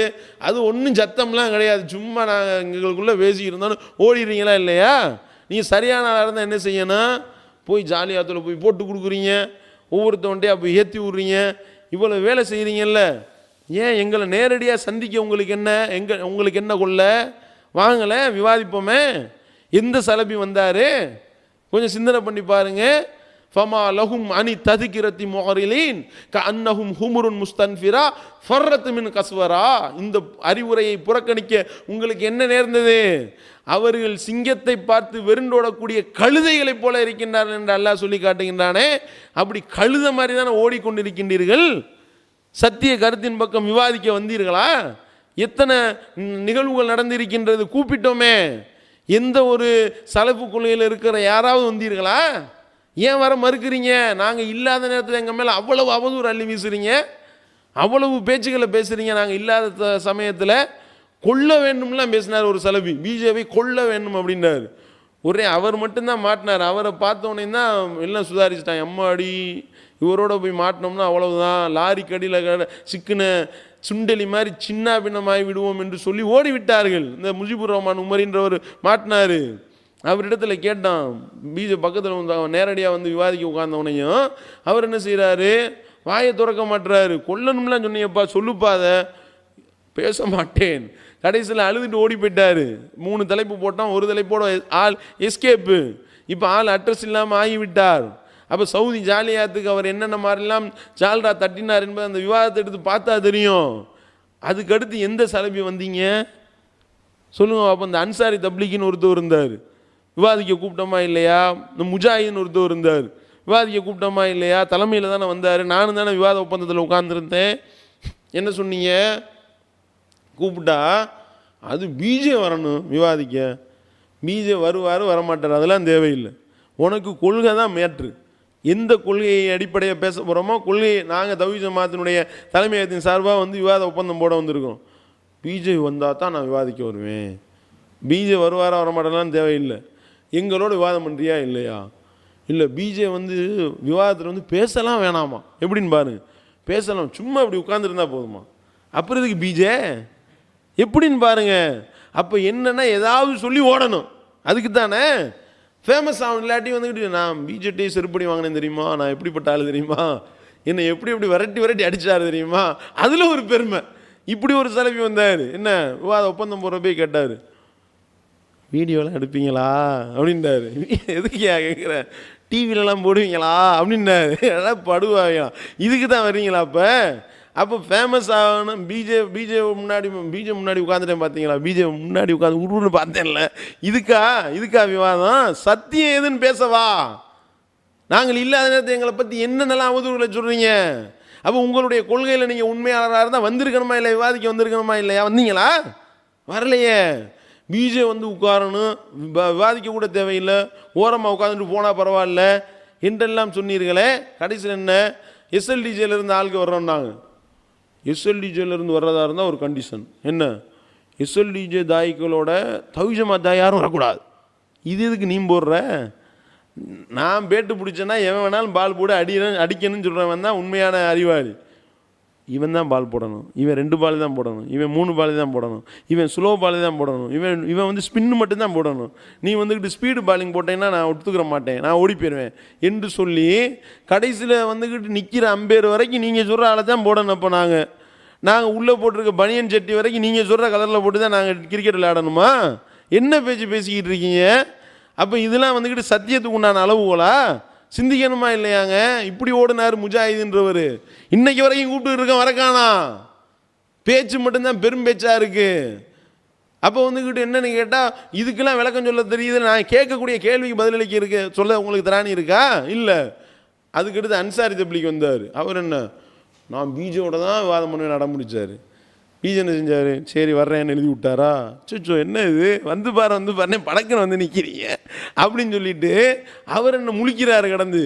கடைசியில் என்ன, விவாதிக்க தயார்னு கடிதம் போட்டவனையும் கடந்து முழிச்சுக்கிட்டு இப்போ என்னவா, அது வந்து நான் வந்து விசா எடுக்கிறதா இருந்தால் எனக்கு அக்கௌண்ட் ஓப்பன் பண்ண சொல்லியிருக்காங்க இலங்கையில், அதுக்கு நான் அக்கௌண்ட் ஓப்பன் பண்ணிவிட்டு உங்களுக்கு கடிதம் போடுறேன். 2 வருஷம் தாண்டி போச்சு, அக்கௌண்ட் இன்னும் ஓப்பன் பண்ணலை, பார்த்துக்கிறேங்க. இன்னும் போய் வரிசையில் நின்றுக்கிட்டு இருக்காரு போல். ஃபோன் அடிக்கிறப்ப இந்த பேங்க் வாசலில் தான் நின்றுக்கிட்டு இருக்கேன், வாசல்லே படுத்து கிடக்கிறேன், இன்னும் எந்திரிக்கலை, பேங்க் திறக்கலை, பேங்க் வந்து பூட்டிகிட்டு போயிட்டாங்க, பேங்கில் கரண்ட் இல்லை, பேங்கில் தண்ணி இல்லை, பேங்கில் ஃபேன் ஓட மாட்டேனுது, அக்கௌண்ட்டு பார்த்துக்கிறேங்க. இப்படி ஒருத்தவர் ஓடிட்டு கடைசியில் அவங்க இப்போ 10 ரூபா கொடுத்துருக்கான். பீஜை வழிகேடுன்னு சொன்னால் என்ன, நீ வழிகேடனா இல்லையான்னு சொல்கிறதுக்கு இருக்கட்டும், உனக்கு திராணி வாய்ஸ் பேசி மட்டும் அனுப்பி விட்ற, வா நேராக கூப்பிட்றோம்ல, வந்தீங்களா? வர மாட்டுறாரு. அதுக்கிடையில் பல தடவை இந்தியாவுக்கு வந்துட்டு போயிருக்காரு. தமிழகத்தில் இதே மண்ணடியிலேயே வந்து தலைமறைவாக தெரிஞ்சுட்டு போயிருக்காரு. அப்போ அதுக்கு மட்டும் கொடுக்குறாங்களோ, உங்களுக்கு விசா கொடுக்குறாங்களோ, விவாதிக்க மட்டும் உனக்கு அக்கௌண்ட் நம்பர் தேவையோ, பார்த்துக்கிறங்க. இப்படி ஓடி போயிட்டாரா? ஃபைனலுக்கு வந்துடும். அடுத்து இந்த இஸ்மாயில் சலபின்னு ஒருத்தவர் ரொம்ப அறிவாளித்தனமாக பேசுகிறதா மனசில் நினப்பு. விவாதிக்க கூப்பிட்டா என்னை திட்டுவார்கள், என்னை இவர்கள் மோசமாக பேசுவார்கள், அதனால் நான் விவாதிக்க வரமாட்டேன். அப்புறம் கூப்பிட்டு உனக்கு மாலையாக போடுவாங்க, உனக்கு நீங்கள் பேசக்கூடிய அந்த தப்பான மோசமான மார்க்கத்தை தகர்க்கக்கூடிய விஷயங்களையெல்லாம் வந்துக்கிட்டு உங்களுக்கு வரவேற்பாக கொடுப்பாங்க. நாங்கள் கேட்க தான் செய்வோம், கேள்வி கேட்போம், பதில் அளிக்க வேண்டும். திராணி இருந்தால் வாங்க, நீங்கள் சொல்கிற கொள்கையில் உண்மையாக இருந்தால் வாங்க, வரமாட்டீங்க. அப்படி வந்துக்கிட்டு என்னை திட்டுவார்கள், என்னை மோசமாக பேசுவார்கள் என்று சொல்லி அவர் ஓடக்கூடிய நிலைமையை பார்க்குறோம். அடுத்து இந்த அப்பாஸ் அலி சலசலப்பி இங்கேருந்து போனவர், அவர் போகிறப்ப இப்படி இருந்துச்சு, இப்போ தாடி இப்படியே வளர்ந்துக்கிட்டே போகுது. இன்னும் கொஞ்சம் போனால் அவர் நடந்து போகிறப்ப கவனமாக நடந்து போகணும், ஏன் தடுக்கி விழுந்துடக்கூடாது தாடியிலேயே, அந்த மாதிரி வளர்ந்துக்கிட்டு போகுது. என்னன்னு கேட்டால் சலவியாவே மாறி என்னத்தையா வந்து பேச வேண்டியது, மண்டியில் நறுக்குன்னு கொட்டுற மாதிரி 4 கேள்வி கேட்டால் 63 பாகம் வெளியிட்டிருக்கோம். 2 மணி நேரம் போய் பேசியிருந்தார். 2 மணி நேரம் போய் பேசுகிறதுக்கு பதில் சொன்னது 8 மணி நேரம் ஆகிப்போச்சு. 8 மணி நேரம் யூடியூப்லேயும் போட்டிருக்கிறோம், 63 பாகமாக வெளியிட்டிருக்கிறோம். வாயை திறக்கலை. விவாதிக்க கூப்பிட்டோம், விவாதிக்க வரலை. விவாதிக்க கூப்பிட்டா அது நான் வந்துக்கிட்டு தலைப்பு நிலைப்பாடே சொல்ல மாட்டேன்ட்டார். சரி ஒரு வழியாக கூப்பிட்டு உட்கார வச்சு ஒப்பந்தத்தை போட்டால் சையது இப்ராஹிமோடு நான் வரமாட்டேன். ஏன், அவர் ஆலிம் கிடையாது, அவருக்கு வந்துக்கிட்டு இலக்கணம் தெரியாது. சரி வாதம் பண்ணுறப்ப இலக்கணம் தெரியாது, இலக்கணம் தெரியாதவரோட விவாதம் பண்ண மாட்டேன். சரி ஓகே. அப்போ விவாதத்தை கேட்குறாள்லாம் இலக்கணம் தெரிஞ்சாலும் தான் விவாதத்தை கேட்கணுமா? எவனும் விவாதத்தை இலக்கணம் தெரியாது எவனாவது கேட்டேன்னா உனக்கு வந்து ஃபத்வா கொடுத்துருவேன், அப்படியா சொல்ல போகிறீங்க? ஆலிம் இல்லாத ஆள்கிட்ட விவாதம் பண்ணுறது ஈஸியில் உங்களுக்கு, வாங்க வந்து விவாதம் பண்ணி தோக்கடிங்க, எங்களுடைய கொள்கையை வந்து பாத்தில்னு நிரூபிங்க பார்ப்போம், நாங்கள் தயார்னு சொல்கிறோமே. வர மறுத்து விட்டார், ஓடி விட்டார், எஸ்கேப், ஆள் எஸ்கேப்பு. கடைசியில் என்ன, இப்போ புதுசாக ஃபத்வா கொடுத்துட்டா, என்ன விவாதம் பண்ணுறதே ஹராம். யாருப்பா சொன்னா? அஹமது இப்னு ஹம்பல் சொல்லிவிட்டார், போங்க. ஏங்க நான் போய் செட்டில் ஆகிட்டேன்ல, ஜாலியாக செட்டில் ஆகிட்டேன், இப்போ கொண்டு தேரை இழுத்து தெருவில் விட்டுறாதீங்கன்னு சொல்லி அஹமது இப்னு ஹம்பல் சொல்லிட்டாரா விவாதம் ஹராமா? விவாதத்தினால எந்த பயனும் இல்லை. அப்போ என்னை அடித்து கையையும் காலையும் கட்டி தூக்கிட்டு வந்து உங்கள் முன்னாடி போட்டால் கூட விவாதிக்க வர மாட்டேன், ஓடி போயிடுவேன் என்று டிக்ளேர் பண்ணி விட்டு ஓடி விட்டதை பார்க்கிறோம். அதே மாதிரி எஹியா சில்மின்னு ஒரு சலபி வந்தார். அவர் என்னவா, வீடியோலாம் எடுக்கக்கூடாது, ஒன்லி ஆடியோவில் மட்டும்தான் விவாதம் பண்ணணும் அப்படி சொல்லி அவர் ஓடினார். அதுக்கப்புறம் வந்துக்கிட்டு முஃப்தி உமர் ஷரீஃப்னு ஒரு ஆள், அவர்கிட்ட விவாதிக்க கூப்பிட்டா ஜாகில் இடத்துலாம் விவாதிக்க மாட்டேன் அப்படின்னு சொல்லிட்டு கடைசியில் விளக்கம் சொல்ல டிவிடி கொடுத்து விட்ருக்காரு. இந்த டிவிடியை போட்டு பார்த்துக்க சொல்லுங்கள். ஜாகிலுக்கு டிவிடி பார்த்தா மட்டும் புரியுமோ? அப்போ கேட்டோம், டிவிடியை கொடுத்து விட்ருக்கிய, இந்த இதை பார்க்கும் பொழுது கேள்வி கேட்குறதுனா டிவிடியா போய் கேள்வி கேட்க முடியும்? வாங்க விவாதம் பண்ண வாங்கன்னு சொன்னால் அதை ஓட்டுனவர் தான். அதுக்கப்புறம் அவர் எஸ்கேப் ஆளக்கானான். பெங்களூர்லேருந்து டயட்டுன்னு சொல்லிட்டு ஒரு சலப்பு கும்பல் வந்துச்சு, விவாத ஒப்பந்தம் எல்லாம் போட்டு ஃபைனல் ஆகி கையெழுத்து போகிற நேரத்தில் இந்த போயிட்டு வந்துடும்ட்டு போனவங்க தான் இது வரைக்கும் வர காணோம். அத்தனை மணி நேரம் உட்காந்து விவாத ஒப்பந்தம் போட்டு எழுதி கடைசியில் என்னப்பா இப்படி ஓடி போயிட்டீங்கன்னு கேட்டால், எல்லாத்துக்கும் ஒத்துக்கொண்டோம், அம்புட்டும் ரெக்கார்டு இருக்குது, நாங்கள் மறுக்கவில்லை, எழுதினோமா கேள்வி, நாங்கள் கையெழுத்து போட்டோமா போடலையில் எப்படி அப்படின்னு ஓடி போயிட்டாங்க. பார்த்துக்கிறங்க. அப்போ பேசுனது வாக்குறுதி கொடுத்தியப்பா விவாதிக்க வரேன்ட்டு அது மேட்டு இல்லைன்னு அப்படி ஓடக்கூடியவர்கள். அந்த ஹசன் அலி உமரின்னு ஒரு ஆள் தெரிஞ்சுக்கிட்டு இருந்தார், ஜாக்கில் உள்ள ஆள். ஜாக்கையும் கூப்பிட்டுக்கிட்டு இருக்கிறோம், போக்கு காட்டிக்கிட்டு தான் இருக்கின்றார்கள். அப்போ இப்படி வந்துக்கிட்டு ஹசன் அலி உமரிட்ட கேள்வி கேட்டோம், பதில் சொன்னாரா? கேள்விக்கு பதில் நிகழ்ச்சியாக போய் அவங்க அங்கே நம்ம மக்கள் உறுப்பினர்களை கேட்ட கேள்விக்கு பதில் சொல்ல முடியலையேங்க. அப்போ இப்படி ஓடி ஒழியக்கூடியவர்கள் இவர்கள் சொல்லக்கூடியது எப்படி சத்தியமாக இருக்கும்? அப்போ இதன் மூலமாக சலப்பு கும்பலுக்கு பகிரங்க அறைகூவல் விடுகின்றோம். யாராக இருந்தாலும் வாங்க விவாதிக்க தயார். பகிரங்க அறைகூவல் வர மாட்டீர்கள். ஏன்? உங்கள்ட்ட சத்தியம் இல்லை. நீங்கள் சவுதி ஜாலியாத்து சொல்லக்கூடிய விஷயந்தான் உங்களுக்கு சத்தியம் என்று தலையாட்டி கொண்டிருக்கக்கூடியவர்கள், அது ஒரு உலக ஆதாயத்துக்காக இருக்கக்கூடியவர்கள் வரமாட்டீங்க. வர தயார் என்றால் வாங்க. உங்களுடைய கொள்கை எப்படிப்பட்ட ஒரு பாத்திலான கொள்கை என்பதை நிரூபிக்க தமிழ்நாடு தௌஹீத் ஜமாத் எந்த நேரத்திலும் தயாராக இருக்கின்றது என்று சொல்லி நிறைவு செய்கின்றேன். வாயிதவான அல்ஹம்துலில்லாஹி ரப்பில் ஆலமீன். அல்லாஹ்